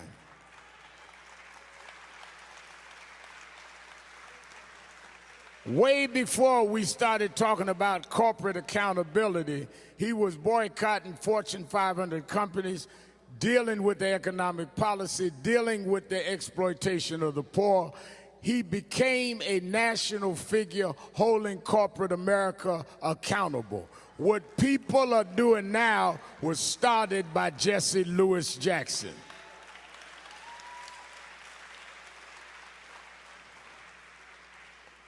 But directly as they start the Democratic Convention on tomorrow, let me just talk about his historic reshaping of the party. In 1983, he started saying a black should run for president. There was in 1972 the Gary, Indiana Convention, National Black Political Convention. There was the fights between the black nationalists and those that were in elective office. Reverend tried to bridge that. It led all the way to 83. He went around the country trying to get certain blacks to run. In the middle of him doing that, he started a Southern voting crusade. As he was on the bus going through Mississippi, through Louisiana, registering voters, people started saying, "You should run, Jesse." And we started to chant, "Run, Jesse, run." Most of the black elected officials didn't see it. He ran anyway.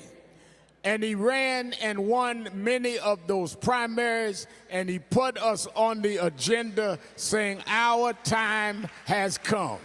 But he did something that shifted the party and shifted history. And that is when he ran in '88. Not only did he win more delegates and win more states, he changed the rules of the party. This is what I come to say tonight. When Jesse Jackson from the '88 campaign changed the party from winner take all to proportional representation, let's not forget, Before 88, if you got one vote more than your opponent in a primary, you got all of the delegates. Jesse Jackson changed the rules to where it didn't matter if you got more or not, you still got your share of delegates based on the vote you got.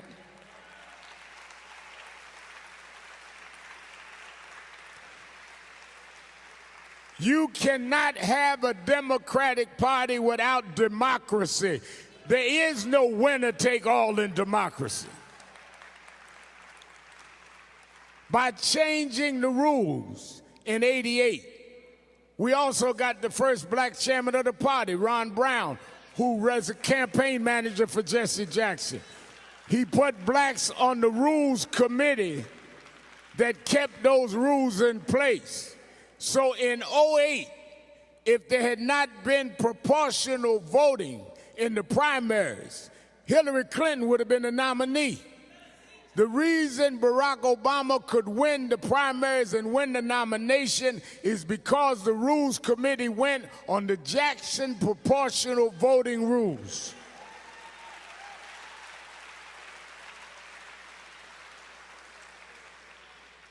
As we come into 24,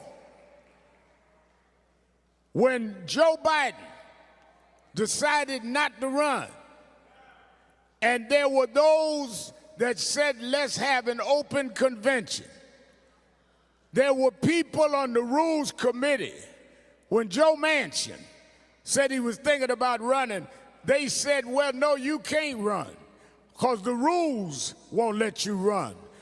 Those people on the Rules Committee were put there by Jesse Louis Jackson.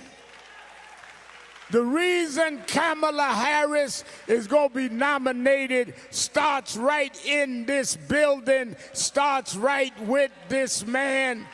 It has been a long journey, but the one that brought us this far was Jesse Louis Jackson. It's a remarkable career to be born in the Deep South, in the back of the bus, and to grow into being a world figure that literally changed the political structures as we knew it. Put two of his sons in Congress. Congressman Jesse Jackson Jr., who's a constitutional scholar. Jonathan Jackson now reshaped the civil rights movement. What we're doing now with civil rights organizations, we learned at his feet. Let me end by saying there's some people that say that it's sad Reverend Jackson from Parkinson's can't walk like he used to and talk like he used to. But I want you to know that every time a black opens their mouth and talk about democracy, Jesse Jackson is talking.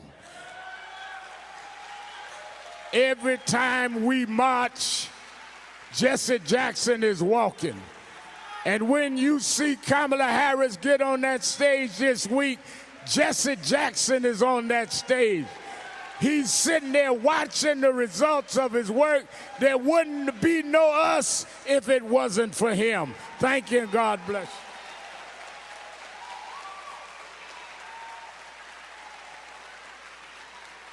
you. Well, I'm your host, Reverend Al Sharpton, 1-877-532-5797, 1-877-532-5797. Let's go back to Miss Richardson. Mrs. Richardson.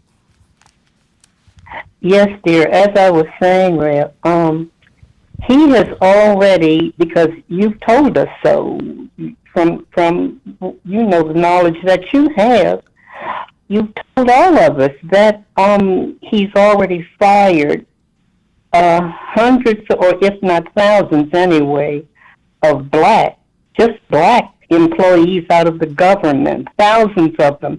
They're not these other groups that's being fired like the blacks. I hope I'm right in saying, you'll correct me, Rib, if I'm wrong, but it seems like when you Google this stuff, it is saying that this man has fired many black employees from government jobs, and he's, fired fired even people from out of the near government to where he has to come into play, where he's fired these staff people off, where they can't criticize him. And I'm talking about maybe congressional staffers or something, maybe not the Congress people, no, but these staffers that help to do with his administration. You know what I'm saying. There is just so many, a host of people that he has been inclined to fire, and the Supreme Court doesn't. That's why I say I'm not going to let Mrs. Richardson is not going to let the Supreme Court. Now, everybody can grant them exclusion. They're excused, but I don't excuse it. The Supreme Court should have been right there from day one. When the man was convicted of 34 felonies, that's when those conservatives sitting up there, and I know the others probably, they don't have the power like those conservatives, because they have to break them down. And right now, it's the Republican side that's got all the power, it looks like, to do. And so, but what I'm saying is the Supreme Court has been almost like okie dokie, Trump, do what you want to do. That's the way it looked like in my brain, the way it looked like the Supreme Court was doing. But the gentleman, you'll speak to that when I'm off, I'm sure, but the gentleman, because I know there are other people about that, the religion part. The thing about that is what I told you about, like some months back, when you and I was talking about does religion play a part in how blacks think accordingly about others, about why they hold them up so high. And there have been other black scholars on other shows saying we're the only group that will do that. They're saying, people that high education, they're considered scholars, and they come on these other black shows, and PBS even, they had them on there. And they're saying that the black problem is that we keep we want to be the caretakers of everyone, and yet we're not doing well like these others. All these other groups, the Asians, they don't even call talk shows, as far as I know. And they look where their plight is. They buy homes. They got beautiful cars. I mean, my daughter lives in Springfield, Virginia, and when she's out with her family and sons, they see these Asians with Mercedes Benz and everything else in Springfield. Yeah, well, you also have impoverished Asians. If you go to Chinatown in New York, you have Asians living bad and living good. At Chinatown in San Francisco, it's the same in every community.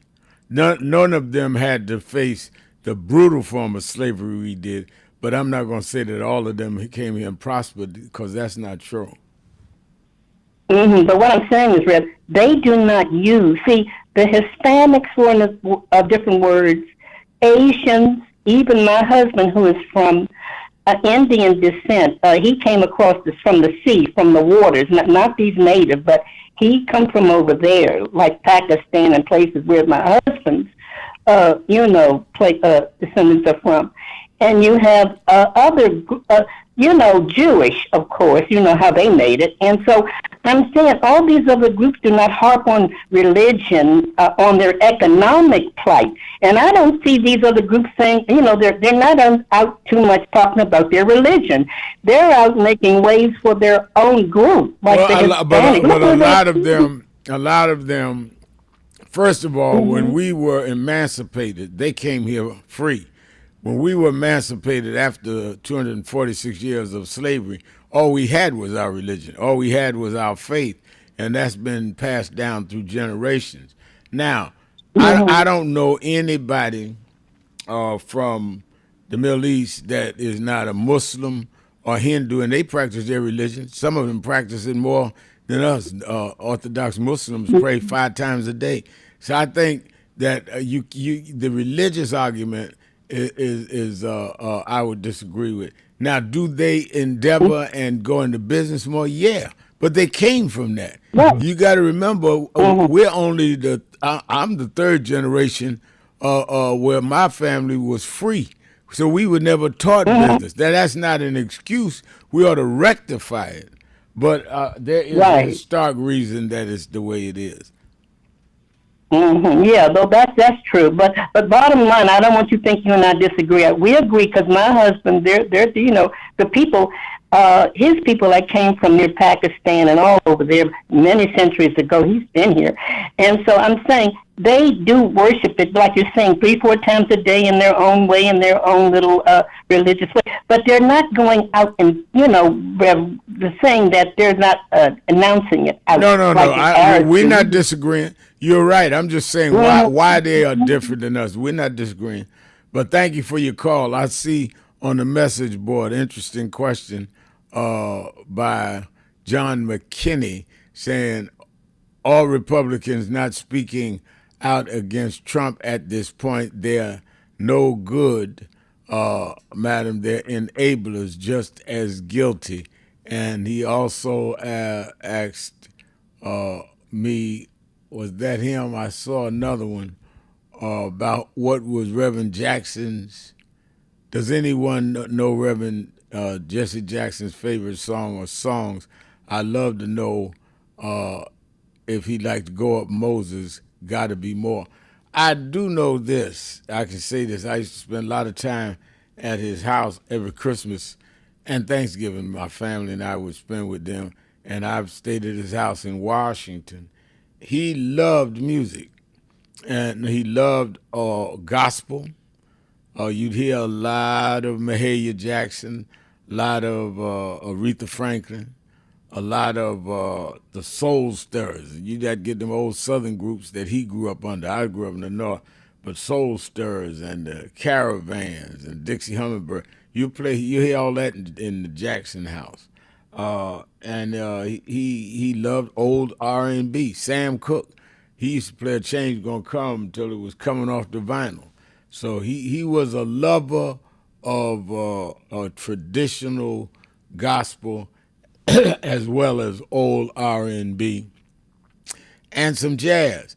It's funny, Cannonball Adderley, he and the Cannonball Adderley Quintet did a concert at Capitol Theater when Operation Breadbasket was meeting at the Capitol, and they called it the Country Preacher, and they actually designed a song, a musical on sax, and named it after Reverend Jackson, the Country Preacher. I listen to it sometime when I'm working out in the morning. I downloaded that on my phone, and I can listen to it. So, no, he was a lover of music, no doubt about it. Let's go to David in San Francisco. David, you're keeping it real with Al Sharpton. Oh, thanks, Reverend. Yeah, it's funny. I used to play that. I thought it was "Get Up, Moses" as opposed to "Go Down" or "Go Up, Moses." But either way, yeah, I remember that on that Roberta Flack album. It gave him. Yeah, go Down Moses. Roberta Flack did a rendition. You're right, but it was "Go Down Moses," "Go Down Moses," and then all the lyrics, "Way down to Egypt land, tell Pharaoh, let my people go." Yeah, but I think Roberta had a different rendition with the lyrics. But you're correct. Oh, yeah. Roberta did do it, and Roberta was very close to the movement, close to Reverend Jackson. I ended up doing the eulogy at Roberta Flack's funeral here in New York last year in the Abyssinian Baptist Church. I've known her since I was 13 years old. Yeah, maybe you could have your producer use a little piece of that for your intro and outro, because that's a dynamite song. Great song. You've been down too long. Yeah, that's right. That's right. That's right. She did a whole rendition at the end on that. Yeah, down too long. You're right. You got it. Yeah, and it's funny. I called when he was doing his radio show maybe 10 years ago. I called his show and I, was praising him for that. For his piece in that song, and he downplayed it. He said, "Oh, that's not me," and all this other stuff. But that's a dynamite song. I used to play it on the college stations when I was in radio. Hey, well, being Black History Month and looking at the tariffs that just got refuted. I was just thinking, how George Washington Carver invented all of those things out of both soybeans and peanuts. There were like 1,000 different inventions, and of those inventions, he made biodegradable plastics. Now, nowadays, people are really, we're facing a horror with the microplastics that are getting in our bodies. Well, it would seem like we'd have a great opportunity with this biodegradable plastics to be inventing things that would not only be biodegradable, but I'm thinking specifically of toothbrushes. If we've got cheap toothbrushes that are being made and people are breaking out, those things probably break apart in your mouth and you're feeding yourself, you're trying to clean your teeth and you're actually feeding yourself biodegradable or feeding yourself plastics, microplastics. Maybe somebody could make $1 billion by inventing some bristles on a toothbrush, so that we wouldn't be eating microplastics when we clean our teeth. And, it's this opportunity with, when you look at Trump's press conference a little bit ago, he was still ranting about how he has power and maybe he's just going to do this next thing and punch other countries and give them all hell. Instead of looking at a win-win, the economy is supposed to be slow and steady and everybody wins by it, instead of a kind of a punching match where somebody's got to lose and somebody's got to win. We've got to create a win-win economy, and microplastics can be beat out by biodegradable. That's very interesting. Thank you for your call, David. Thank you for your call. Be right back. I see Kennedy Marie Shabazz said, I watched an Isaac Hayes concert and Reverend Jackson introduced him.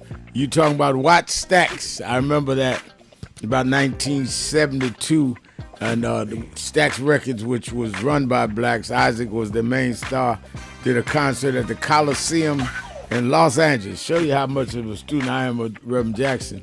And Jesse came on stage and introduced Isaac and brought Isaac on stage. About 3 years later is when I hooked up with James Brown. I was just 16 years old. And Jesse said, I see you out there with James Brown. What you doing? I said, I'm doing what you did with Isaac Hayes. He said, boy, you know me too well. You brought that memory back to me. Let me take a break. We'll be right back. Keeping it real. Shopton, Exhale Friday. Be right back.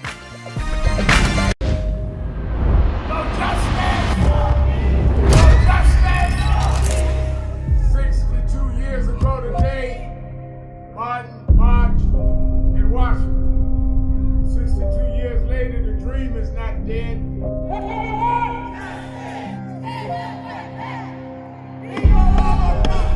I'm here because I must be here.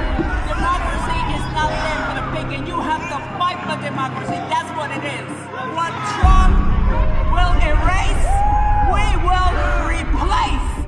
Is the dreamers in many cases have reversed and tried to turn it into a nightmare. We come to Wall Street rather than Washington this year to let them know you can try to turn back the clock, but you can't turn back time.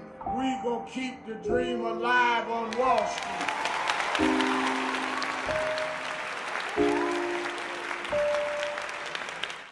Some of you forget where you come from and forget how you got there and act like you got there because you were qualified or that you had a good resume. But some of us had to pay a price for your resume to even be read. Some of us had to take nights in jails and licks upside the head or shut out of boardrooms like Byron so you could walk down red carpets and act like you got there by yourself. So I received this award with a special place in my heart and on my shelf because I'm getting it from a freedom fighter who never forgot where he came from and how he got there.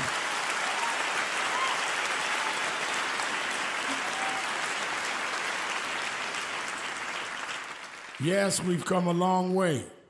We've had now a black president and now a black vice president, but we still can get shot down and have to march to get a case in court. We still can get shut out of boardrooms. We're still doubly unemployed in a good economy. So we're going to have to keep marching. And I thank not only my family, a mother that raised me by herself, but I thank that lady at the end of the march that knows she won't be on TV that night and knows her name will never be in the paper, but she believed in me enough to get at the end of the line and make me look good. Because Dr. King used to say, if you call a march and no one shows up, you just going for a walk. And I want to thank those that marched with me. 32 years ago, here in Los Angeles, we marched. And then many years later, with George Floyd and others, we're still marching. And I'm going to keep marching. I'm going to keep agitating. And I'm going to keep going.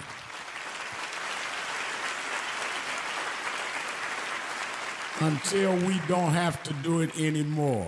Eddie, known you a long time, Mariah, Chris, and your kids. And I promise you this, the only thing that I really live for is I get up with this dream that every bigot, every racist, everyone in this country that hates will say, damn, he's up again. Ivy League schools. But it meant something to me on welfare, watching mama scrub floors, for somebody to tell me I was somebody. You may not have needed that, but I needed that. And then all through my life, seeing him open doors. When you see me talking about Brittany Griner, it's because I learned how he went and got Robert Goodman, different situation. But it taught us that we could deal with global issues. We're not local Negroes. We're global thinkers that can talk to heads of state.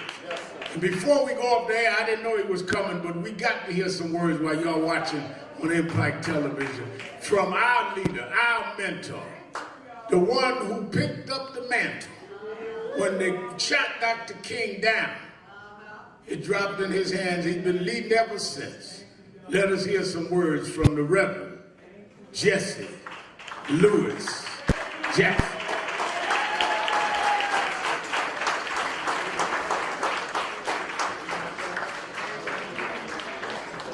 Come on, y'all can do better than that.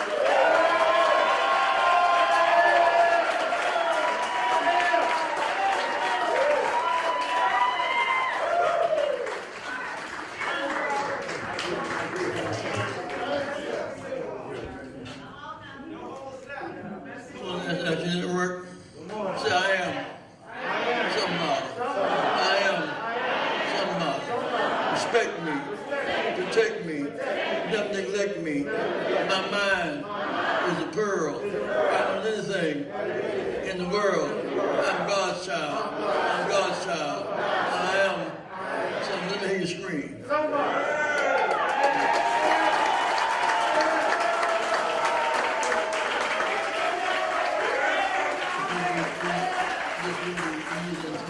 almost negotiated a deal with SeaWorld and Sesame Place, but they're doing our children.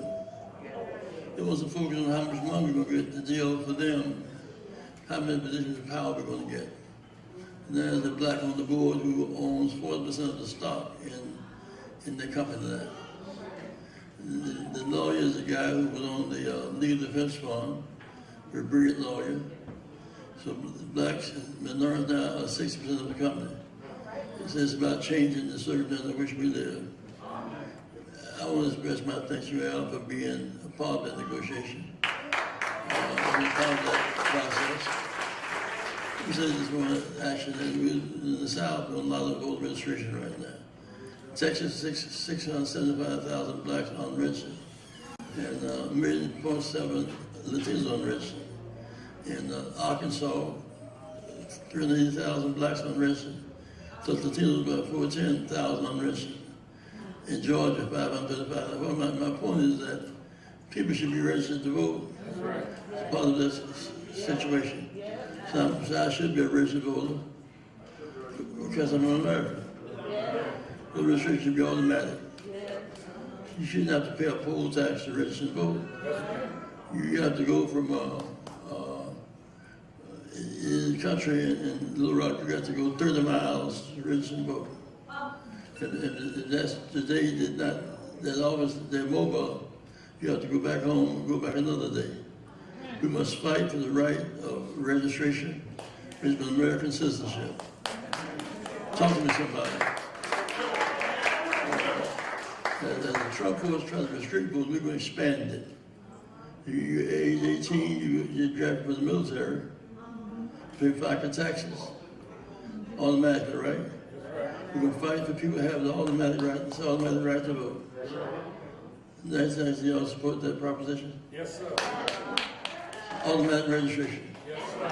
Automatic registration. Now, in other words, you shake the pain out. Now, when the president often tell the story, my grandma's not going to vote for me. If she didn't love me, grandma couldn't read and write. Never was in the light. And when she did in the mail, Mom and I had to take her downtown kicking, register her son to vote. She got through asking questions, which she didn't want to do, and make an X and walk away. He had dropped down. She couldn't read her, had to make an X. Many about people have to make X's. Cleveland, Ohio today is 51%, 52% African American, 61% illiterate, 25% never finished high school. So many of our people are behind on reading, writing, and counting. You hear me now? So Al, we want to send a movement around the country, everywhere we go, fighting for automatic voter registration. And what it means is that if you put them in blacks on the books, you have politics toward that. You have maybe 700,000 Latinos on the votes in Texas, 700,000 blacks. You got the campaign for who registered to vote. Right now you campaign for who's registered. You campaign for who got the money. See, if we're fully registered and fully vote, we have the power. If you go in Georgia, 2 senators, Mississippi is 45% African American. Plus Latinos, blacks are 51% of that state. And for the progressive whites, we can become governor of Mississippi. 2 U.S. senators of Mississippi. We have the power to change Mississippi for the better. Same as in the South is where slave ships landed. That's where most of our people are still there in great numbers. British between white and black is closer to New York and in the South, in place else. I want to thank you for allowing me to say something today. I really want to come back and act again. So I am. I'm a citizen. I'm a citizen. Right to vote. I'm a citizenship. Okay. Everybody's singing. Everybody's singing. Everybody's singing. Keeping it real. I am your host, Reverend Al Sharpton. It's Exhale Friday, and you can call in and exhale, or you can write in. And, of course, you can call in at 1-877-532-5797, 1-877-532-5797, or you can go to the message board at www.nationalactionnetwork.net. I see Bill Alderman on the message board saying, Reverend Jackson and you were in Mount Vernon in 1996. I was on you, he says, on your security detail. Betty Shabazz and Mrs. Evers, Medgar Evers' wife, you and Reverend Jackson started the march to Albany. He's right. 1996, 30 years ago, Republican George Pataki became the governor of New York and cut all of the social program funds. And I called for a march from New York to Albany. We was going 2 miles a day. It took us about 10 days. And Reverend Jackson came and walked the first leg with us from Canaan Baptist Church in Harlem to Mount Vernon, to Grace Baptist Church, where the chairman of the board, and now Reverend Richardson, pastor. And then we'd spend the night. He went on back and he met us the 8 or 9 days later as we walked into Albany. But he's there for the kickoff. And I did every day with a group of us, and we slept in basements of churches every night and our idea was to generate a statewide. People come out every night to rallies, and we'd stay. We were rallying people against the budget cuts of George Pataki. You're all right about that, Bill Alderman. That's 30 years ago. Then we're joined as we are every Friday for the last hour of the show for the week. He is the senior pastor of the historic King Solomon Baptist Church in Detroit, Michigan, and the head of national expansion, as well as Michigan State Chair of National Action Network, the Reverend Charles Williams II. How you doing, Reverend?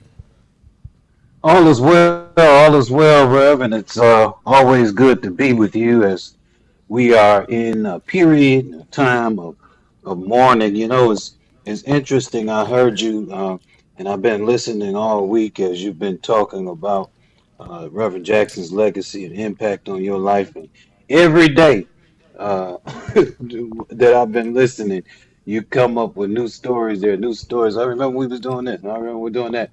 And as time has gone and folks have approached me about my feelings and my memories, it's interesting how many memories that I didn't even realize I had, and how many chances and times and opportunities I even didn't even really think about that I've spent on the front lines with Reverend Jackson, but not just Reverend Jackson, but also with you. And I said to myself, this is very funny. I said, "So I'm either getting old or I just did a lot of stuff when I was really, really young. I'm one of the two things."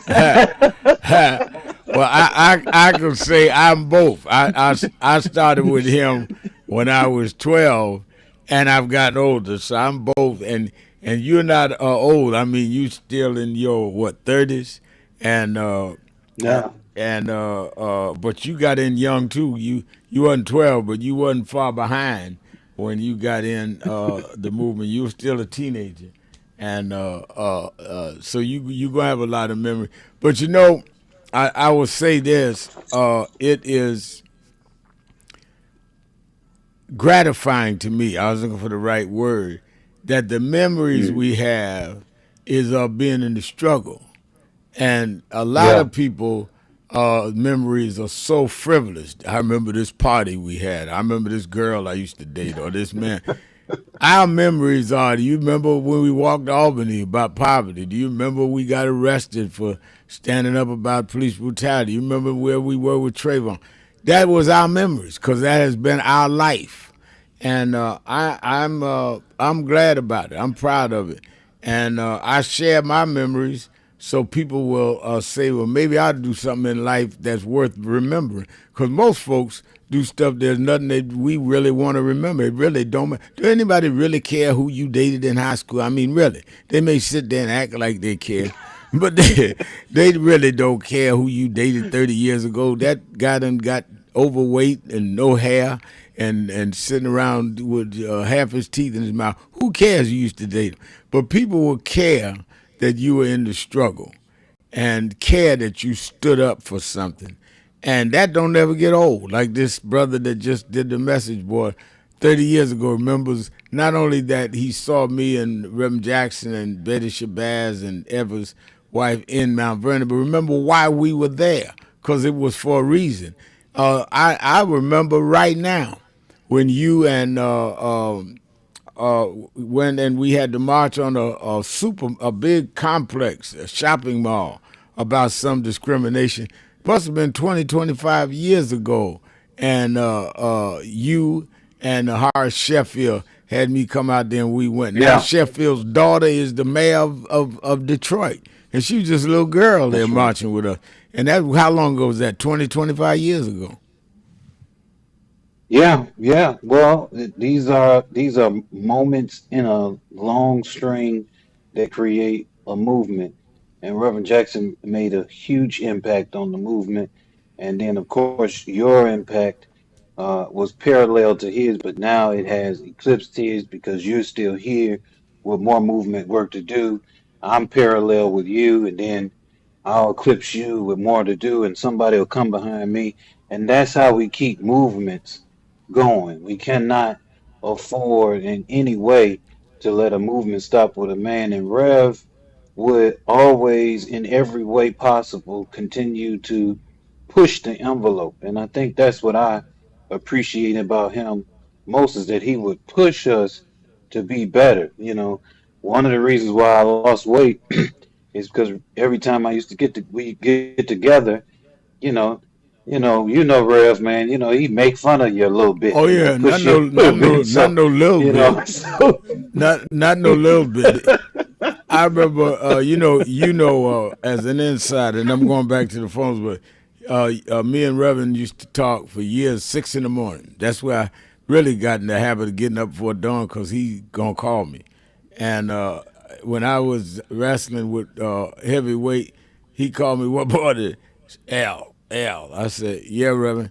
He said, do you have to put bricks under the bed to hold the bed up with your fat sword? I mean, he would shave me so till I finally started losing weight. Then he said I'm losing too much weight. But yeah, you're right now. He would not give you a break because he was an athlete, so he believed in working out. I think the first time I started going to exercise rooms was him on the road because he was a football player in college. So he was an athlete, and then later in life, he got a little heavy, and I used to tease him.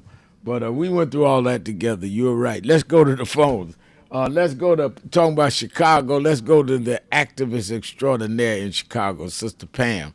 Pam, you're keeping it real with Sharpton and Williams. Hello, Reverend Williams, Reverend Sharpton, and it is so funny that you talked about a little bit about the sense of humor of Reverend Jackson, because I just had been hearing stories of from Reverend Jeanette Wilson, right, as well as some other people, and it is so good to hear you talk about the civil rights leaders and have a sense of humor, because that's important, and we need to hear about those things. And I'm just going to say the story I heard. You remember when Reverend Jackson went and negotiated the release of several soldiers, right? And so Reverend Wilson said this one soldier, Goodman, right, Robert Goodman. Who, yes. And so Reverend Jeanette Wilson, she said, well, she said, who does that? She said, nobody was even looking for Goodman but right. Reverend Jackson. That's right. And he went and found and negotiated him. So and this young man, a black Navy pilot, they had shot it down, I think over Syria, shot it down. And he had been in there a month or two, and the American press even stopped talking about they were holding this Navy pilot, black young Navy pilot from, I think he was from New Hampshire. And Reverend Jackson was running for president, and he said, I'm going over there and try to negotiate to get him back. Reagan was president then, said he shouldn't go. And the New York Times wrote an editorial saying he was violating the Logan Act, interfering with foreign policy. He went, took a delegation of ministers, and convinced Saddam Hussein to release that brother to him, and he brought him back. Then Reagan had him to the White House, and New York Times saluting him. They condemned him for doing what they wouldn't do. Yeah, Jeanette is telling the story right. That is absolutely right. And then the other part, real quickly, Roland Martin had people on his digital show just talking about Reverend Jackson. So I think one of the criticisms that the corporate-owned media tried to say, well, he's always talking and just rhyming. So I can't remember the person's name, but he said Reverend Jackson responded, just to one of his other pastors, man, do you know how hard it is to rhyme? And I'm sure you can imagine him saying that in the way that he speaks. No, I heard him say it. I've heard him say it more than once. Man, you know how hard it is to do that. So I appreciate the sense of humor. I appreciate the love he had for all humanity. And those who have been mentored by him, I kind of feel and see some of those same vibes. And then lastly, I'm just going to say this. Reverend Sharpton, to those who talk about where we are in this country, no other ethnic group has experienced what black people have in this country. the Jewish people had the Holocaust, but historically, they sought refuge here. They didn't stay in Germany and try to change the system, deal with the remnants of what was left of the Nazi and the parties. They had a whole trial trying to bring reconciliation. So they sought refuge over here. Many of the other countries, they're poor or political outcasts, I'll just use that word. They seek refuge over here. Where was our refuge? We had to make it. We were kidnapped, tortured, enslaved here. And we had to try to make a way out of no way. Right. And that was done by, our spiritual beliefs with our civil rights leaders. So I want people to understand that when they try to compare us to other groups of people. There is no experience like this enslavement and then Jim Crow, then the continued oppression and suppression of us. And I'd like you and Reverend Williams to speak to that, because people don't seem to understand that when they want to compare us to other groups. There is no comparison. No other group had been subjected to erasing of their very culture, their names, their family. I mean, we literally, I tell a story all the time where this man in 2007 got in touch with me and had traced my family, my father's side, back 2 generations. My great-grandfather was a slave in Edgefield, South Carolina. And when I went down to visit where the plantation was, because he collected plantations, and I went to the town's First Baptist Church, the cemetery was on the side of the church, and half of the cemeteries was named Shopton. These were the slave owners. And it's the first time in my life, as long as I've been an activist, and I'm talking 2007, long as I'd been out here and all this, I'd never really hit me till then personally, Pam and Reverend Williams, that Shopton ain't my name. It's the name of those that owned me and owned my great-grandfather. We don't know our names. Nobody else went through that kind of slavery. They kept their contained families, names. They were enslaved as a family. Our families were torn apart and sold one state, mama, another state, the children. And nobody went through this, robbed of our language, any dignity. It was literally against the law for us to read and write. And they'd punish whites if they caught them teaching us how to read and write. A lot of slaveries, you could go practice your religion, practice your readings. You just better do your duty. Wasn't like that for us. You're absolutely right, Pam. Thank you. And I'll hang up and I'll listen to Reverend Williams' response as well. But thank you for that just historical perspective. And we really need to grasp it and understand it before we come with so much criticism. That's thank right. you both. All right, thank you for your call. Let's take a break. I'll have Reverend Williams respond on the other side of the break. Keeping it real. Shopton Williams. Be right back. Hi, this is Reverend Al Sharpton for the month of February, Black History Month. The Saturday Action Rally will be at Mother AME Zion Church, 137th Street, between Lenox and 7th Avenues from 9 a.m. to 11 a.m. We're glad as we transition into our new headquarters. Our 4 Saturdays of Black History Month, we'll be doing those rallies at Mother AME Zion. Stand on historic ground, holy ground, where Frederick Douglass spoke, where Madam C.J. Walker was funeralized, where Sojourner Truth had a Underground Railroad come through. I'm so excited about being there as it prepares us to move on to our new headquarters. Let's go back and stand on the rock that our people stood on for decades.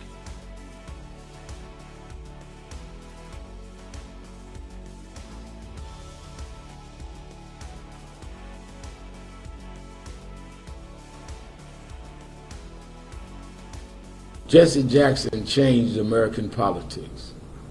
Jesse Jackson changed the civil rights movement.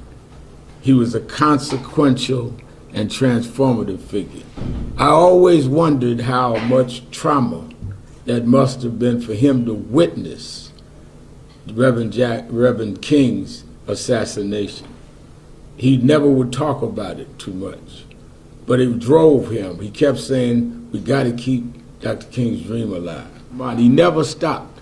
I once said to him, you already in history, you've gotten all the honors, why do you keep going? He said, I never learned how to retire. He said, you got to remember, Al, Dr. King was killed at 39 years old. Medgar Evers was killed at 39 years old. Malcolm X was killed at 39. We were never raised to be 40 years old. He said, I woke up one day at 55, there's no retirement plan for us.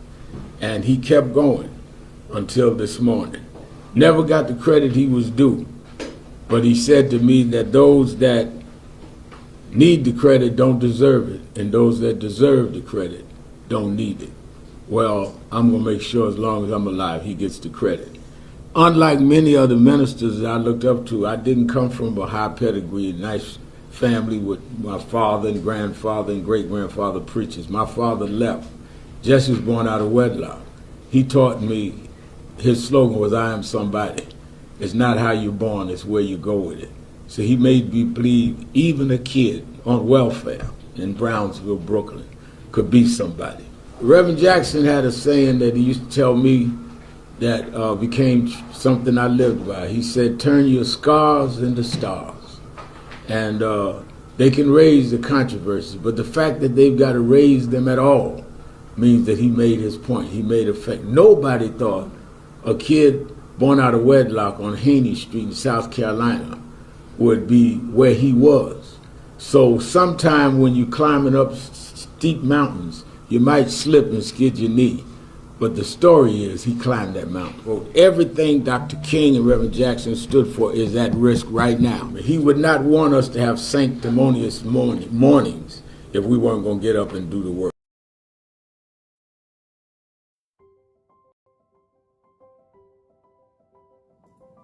Hi, it's Reverend Al Sharpton, President and founder of National Action Network.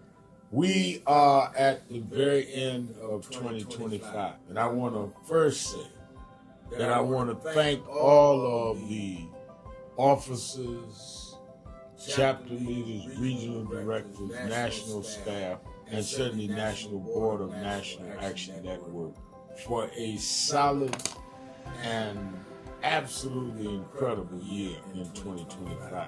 Despite the fact that we are under assault, voting rights, diversity, equity, and inclusion, the battles globally where we're seeing Nigeria and Venezuela attacked, and on and on and on. We have been steadfast as an activist organization in the tradition of Dr. King. We started the year with a national call that thousands responded to, and we were in Washington on our side of town while Trump was being inaugurated on the other side of town. And we made a pledge. We told people to lift their hand and make the pledge, and we kept that pledge to work all year to keep the dream alive. And that led into when Trump went after DEI, we supported some that were boycotting, and we started boycotting, something that had never happened. We said we're going to go buy from those that have committed to keep DEI, and went in several cities around Costco's and shopped. We've now bought stock in other companies. We're going to shareholder meeting and demand they continue DEI. We've had a sensational National Action Network convention covering the span of activity, from political empowerment to education, to how we deal with the black church, how we deal with black women development that has to deal with both discrimination based on gender and race. And of course, we came to Wall Street by the thousands and marched in late summer on the anniversary of the March on Washington. And people thought you could not get people out, and they came from all over the country. And we marched on Wall Street and had an enormous turnout. The only mass black march black-led march this year. We had a lot of protests, a lot of marches. I salute all No Kings marches and all. But the black organization march, it welcomed everybody. We had white, black, everybody there. Was our march on Wall Street in August. And then our Triumph Award and on into our fall agenda of organizing, mobilizing. We've expanded. We've started chapters in about 12 new cities. So I am proud of what we've done this year, but it's only the beginning because our very rights are under attack, and they're not even being quiet about it. They want to revoke the Voting Rights Act. Section 2 may fall with this. They want to end the Civil Rights Act of 64.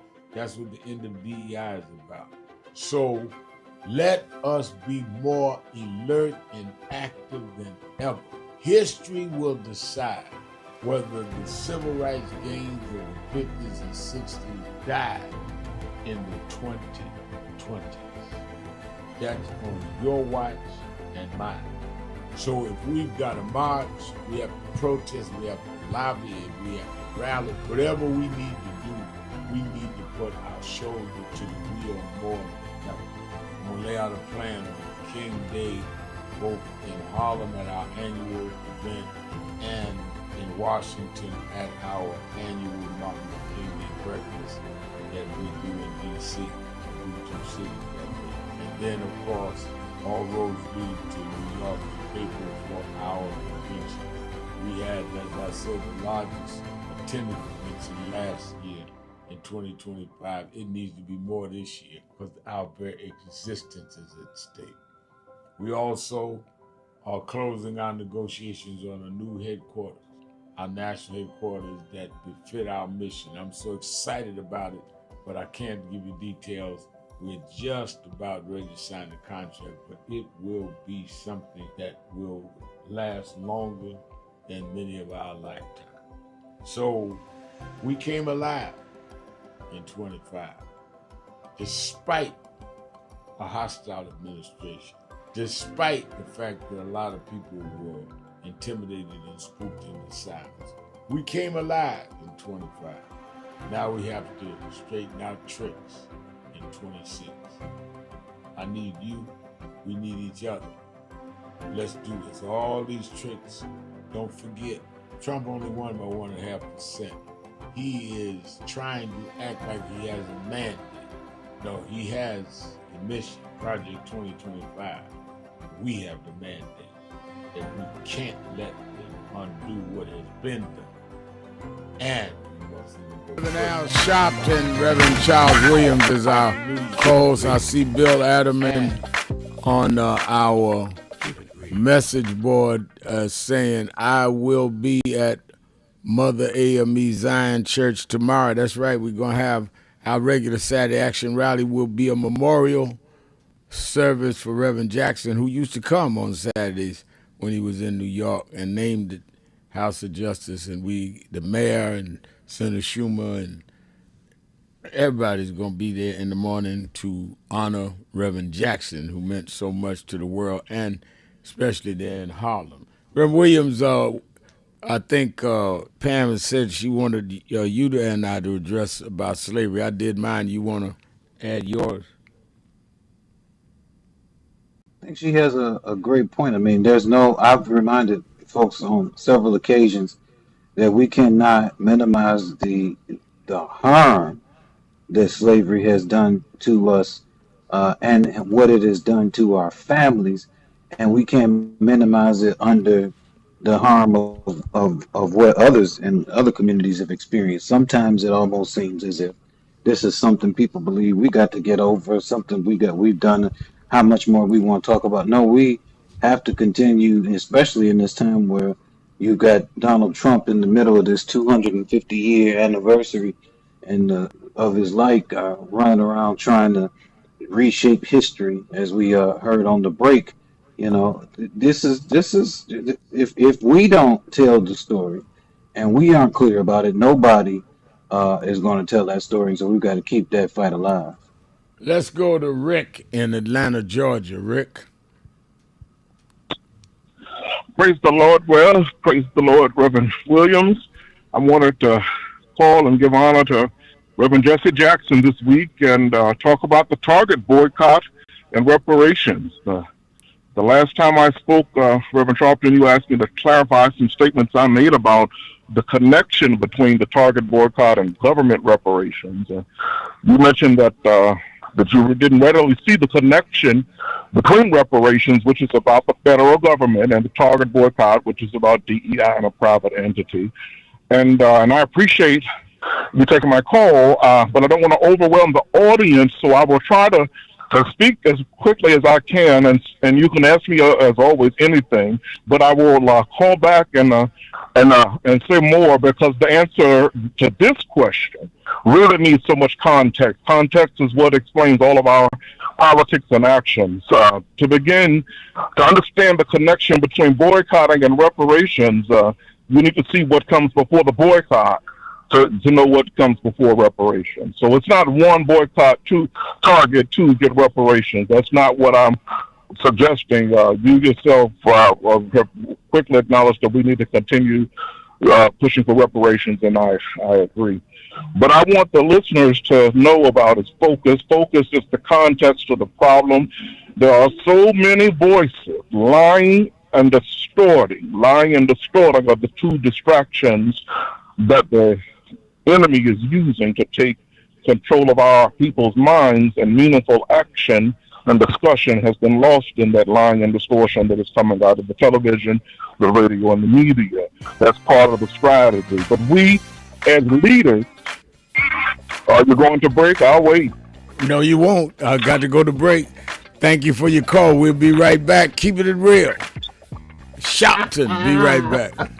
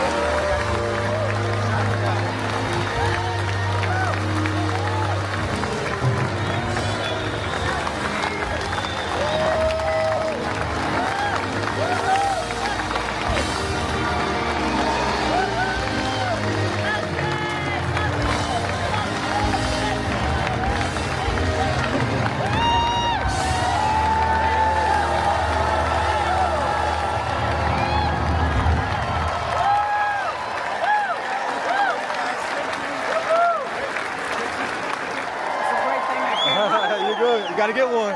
Excuse me, guys. Excuse me.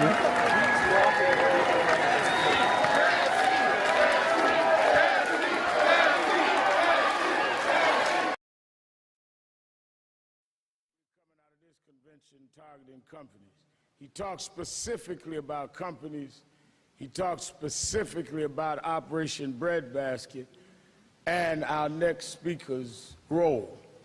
He has since then and during then bring the movement that started in the South North and urbanized it and expanded it. I came out of that movement. He opened political doors. The downside that people don't give credit to is I've seen at Saturday morning meetings, as we do Saturday morning meetings here, that started in Chicago. He's had to preach while people stood in the audience with guns pointed at him. He ran for president with more threats than any candidate ever had, facing investigations of nothing, just trying to make something up to scar his name. Would go get Americans that were hostage and land at the airport, and reporters asked, who paid the bill?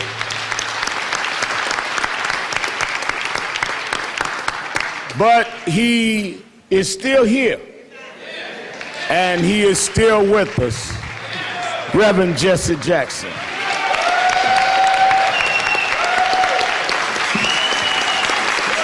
Thank you. Thank you, Reverend. That was great. Thank you. Now we go.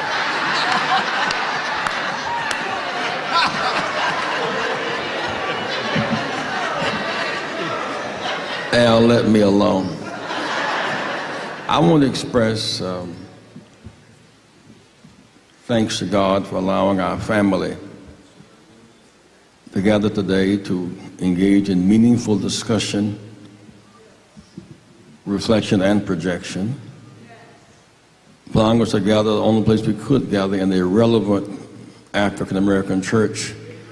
We do not take Pastor Waldron for granted, but we have faced too many locked doors and closed churches from our message. So when a pastor does open up to a meeting like this, don't take this pastor for granted. Pastor Waldron, please stand.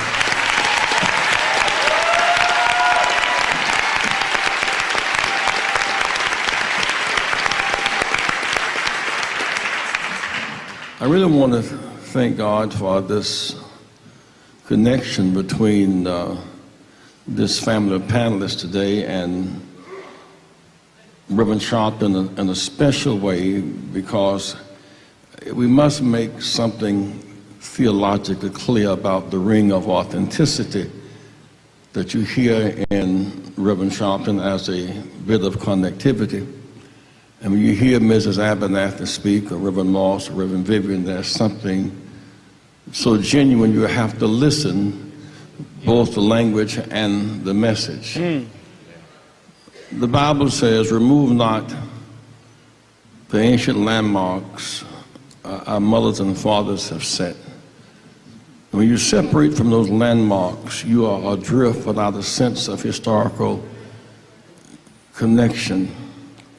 One thing worse than not reading the scripture, to read it and to misinterpret it. Reverend Sharpton's strength coming out of Bishop Washington's church, Reverend Bill Jones, and out of Breadbasket SCLC, we see it commonly said today that this is now the Joshua generation. That's not true biblically. Joshua came out of Moses' army. That's right. Joshua helped to lead the wilderness movement between 60 and 08. That was the Joshua generation. This is the post-Joshua generation. Joshua came out of Moses' army. Right. Those who came out of Dr. King and Abernathy's army, that's the Joshua generation. There's not a post-Joshua generation. Reverend Al spans the Joshua generation and the post-Joshua. That's why his consciousness obligated him to put these two panels, because he stands between two generations. He is the connection. Am I making sense to y'all? Because Joshua knew Moses. Those who didn't know Dr. King and Dr. Abernathy can't be Joshua. Those who don't know C.K. Steele can't be Joshua. Those who didn't know Dr. King's father can't be the Joshua generation. This is the Joshua generation. This is the post-Joshua generation. And that connectivity is important. I am a bit perplexed today as I listen to these challenging statements. Dr. King in his last staff meeting, it's also a mistake to keep referring to Dr. King's name solely. That is a huge mistake. Even he knew better. Dr. King said, when I go to the airport, I am a pilot, he said, but on the ground is the ground crew that gets the plane up and gets the plane down. He said, I cannot make it without a co-pilot. I can't fly through storms by myself. And so Ralph Abernathy is my co-pilot. And when I'm sleeping, my co-pilot flies for me. And our last staff Keeping it real. Keep it real. I am your host, Reverend Al Sharpton. Reverend Charles Williams II is our co-host. Let me say by way of announcements, and we'll try to get some more callers through. Before I do that, though, again, let me repeat. There's one cardinal rule I have on this show. and the show's been 20 years old, and that is I will determine who we're going to hold over to the next segment, because I am the only one looking at the board, know how many people waiting to talk. If it's only one or two, I'll let people go. But don't ever invite yourself to be held over, because you don't know if you're denying somebody else some time. And I let you talk 3 minutes, you're just going to take everybody else's time. So that's why I said I don't mean no disrespect to anybody, but don't disrespect the show. And I tell people, don't ask me to hold you over, don't announce you're going to be held over, because that's the quickest way for me to say bye-bye, because you're disrespecting other people holding on. Let me say by way of announcements, don't forget, every Saturday and Sunday, Politics Nation with Al Sharpton live at 5 p.m. Eastern Time on MS Now, formerly MSNBC. And tomorrow and Sunday, we will have Hakeem Jeffries is going to come on and tell us where we are in terms of several things, where we are in terms of the whole negotiations around the Affordable Care Act, as well as the deportation questions, as well as his memories of Reverend Jackson. Jesse Jackson Jr. will be on this weekend. Senator Merkley will be on. I'm going to have Senate talk about what they're going to deal with in terms of this whole question of voter restrictions. And now I want from Hakeem and Senator Merkley and the other senators that we're having on that the Supreme Court has ruled the tariffs cannot be done by the president. How are they going to deal with the tariffs he's imposed without their signing? You don't want to miss Politics Nation with Al Sharpton this weekend. We're going to have the heavy hitters on. Michael Eric Dyson's going to be on. I've got a whole weekend of heavyweights. And then you that are in the New York area, meet me or beat me to the Saturday Action Rally tomorrow. And as you know, we are temporarily at the Mother AME Zion Church on 137th between 7th and Lenox in Harlem. Big historic church. Frederick Douglass spoke there. Sojourner Truth was anointed there, changed her name to Sojourner Truth at the altar of that church. Madam C.J. Walker was funeralized there. Paul Robeson was a member there. His brother was a pastor. Well, on that ground tomorrow, our Saturday Action Rally, 9 a.m. to 11 a.m., we will honor and memorialize Reverend Jesse Jackson.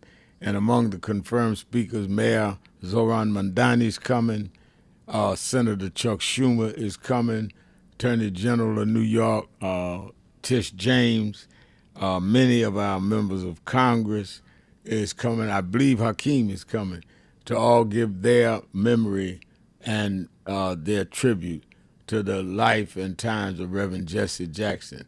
If you're not in the New York, New Jersey, Connecticut area and can't make it physically there, because you that can't get to South Carolina or Chicago for the memorials, you are in the New York area, you should do it tomorrow at the Mother AME Zion.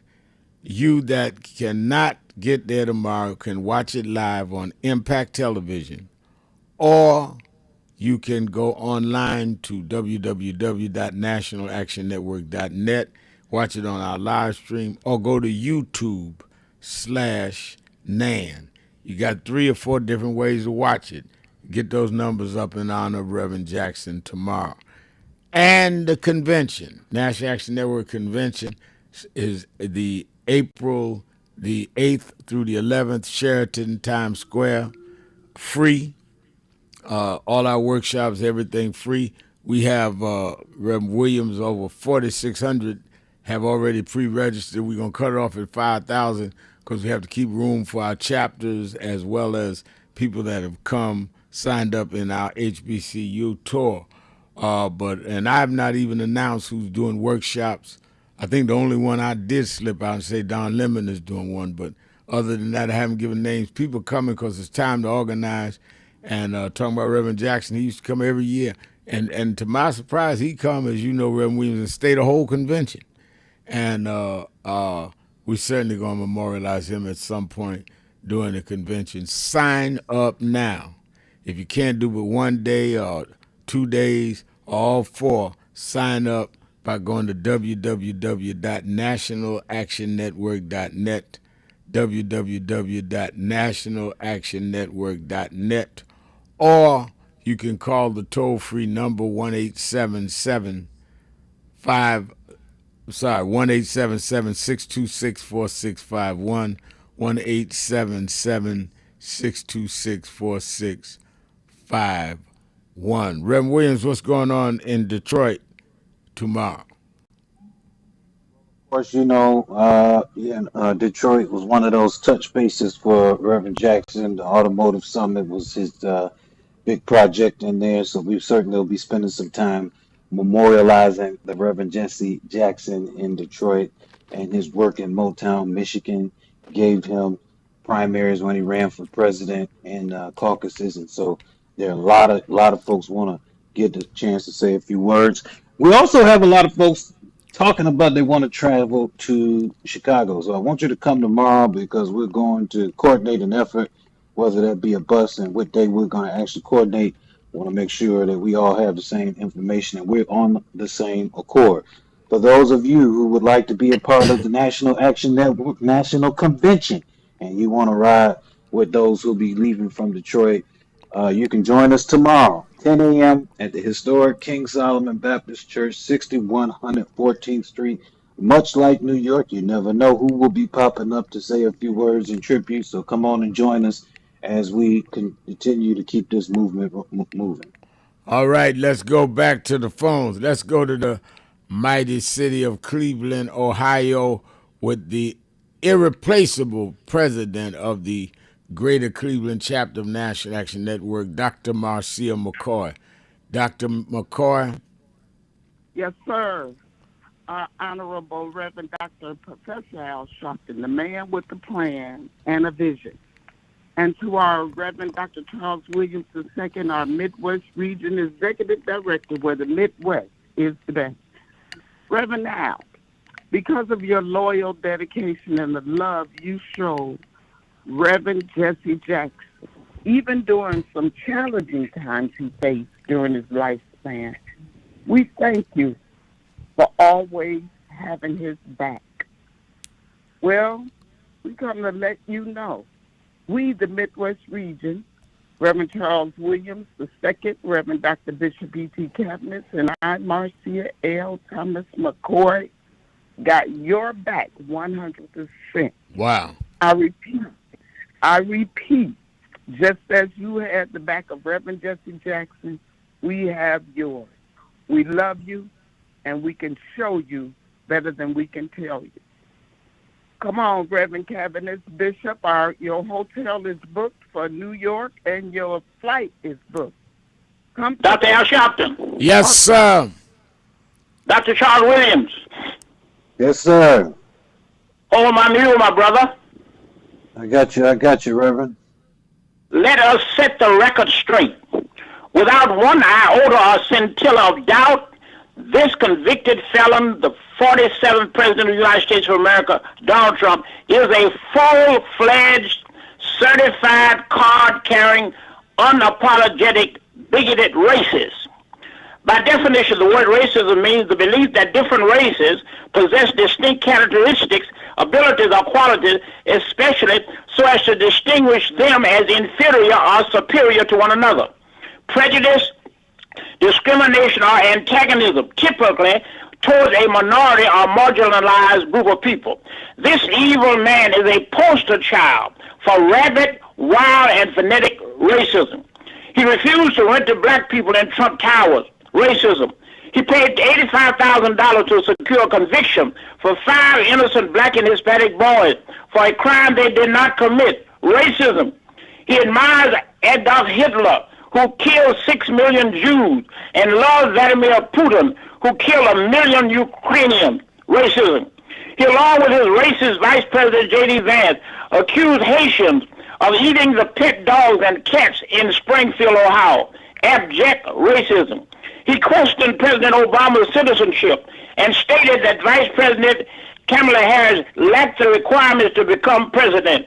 Pure, naked racism. He depicted the first black president and the first black first lady as apes and refused to apologize because it is the animal he truly is, disrespected. He stated that America should solicit more white people, like people from Norway and white South Africans, than black people from a-hole countries. Deplorable racism.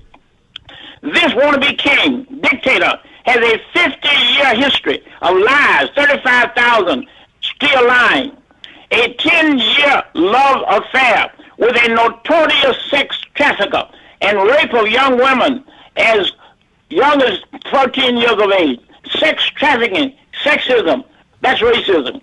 He calls Nazis good people and inaugurates an insurrection against his own country and then pardons the insurrectionists. He later organized a 47-day trained so-called ICE brigade police force to terrorize and eventually kill 2 innocent peaceful protesters of Caucasian lineage. Donald Trump used the N-word on 2 occasions we know. One occasion was when he saw his car vandalized. He immediately assumed that it had to be someone of color, so he lashed out with the N-word that perpetrated the crime. Another was when he was accused by a black former contestant on the show Apprentice of not liking African Americans very much. A former president of the show accused him of using the N-word to refer to the black finalists on the show. He asked, would America buy an N-word winning on the show? The show's only black winner accused him of pressuring him to share the title with a white contestant, something he had not asked any other winners to do. Low down, dirty, hypocritic racism. The sheer hypocrisy of this racist bigot to go to war with Iran for beating and killing peaceful protesters, while at the same time beating and killing peaceful protesters in his own country here in America. Shame, shame, shame. Convicted felon, white supremacist Donald J. Trump, as his efforts to obliterate diversity, equity, and inclusion, qualifies him as one who vows to make America great again, no, but lily white again. Perish the thought and vote in masses to send this racist bigot back to where he belongs, the outhouse and the toilet. There's an old proverb that says, if it walks like a duck, swims like a duck, quacks like a duck, it must be Donald J. Trump Duck. Ditto. Ditto. Ditto. I like that one. Well, we're out of time. Thank you, as always, for closing the week for us, Bishop Cavanis and Sister Dr. McCoy. Let me thank all of you for calling in. Let me thank all of you for listening in. Let me thank Reverend Charles Williams sitting in with us, as always, at the end of the week. Remember, whatever you do, wherever you go, however you feel, tell somebody, tell anybody, tell everybody. Reverend Al told you all week long and all weekend coming. Keep it real. Keep it real. Keep it real. I'll talk to you Monday.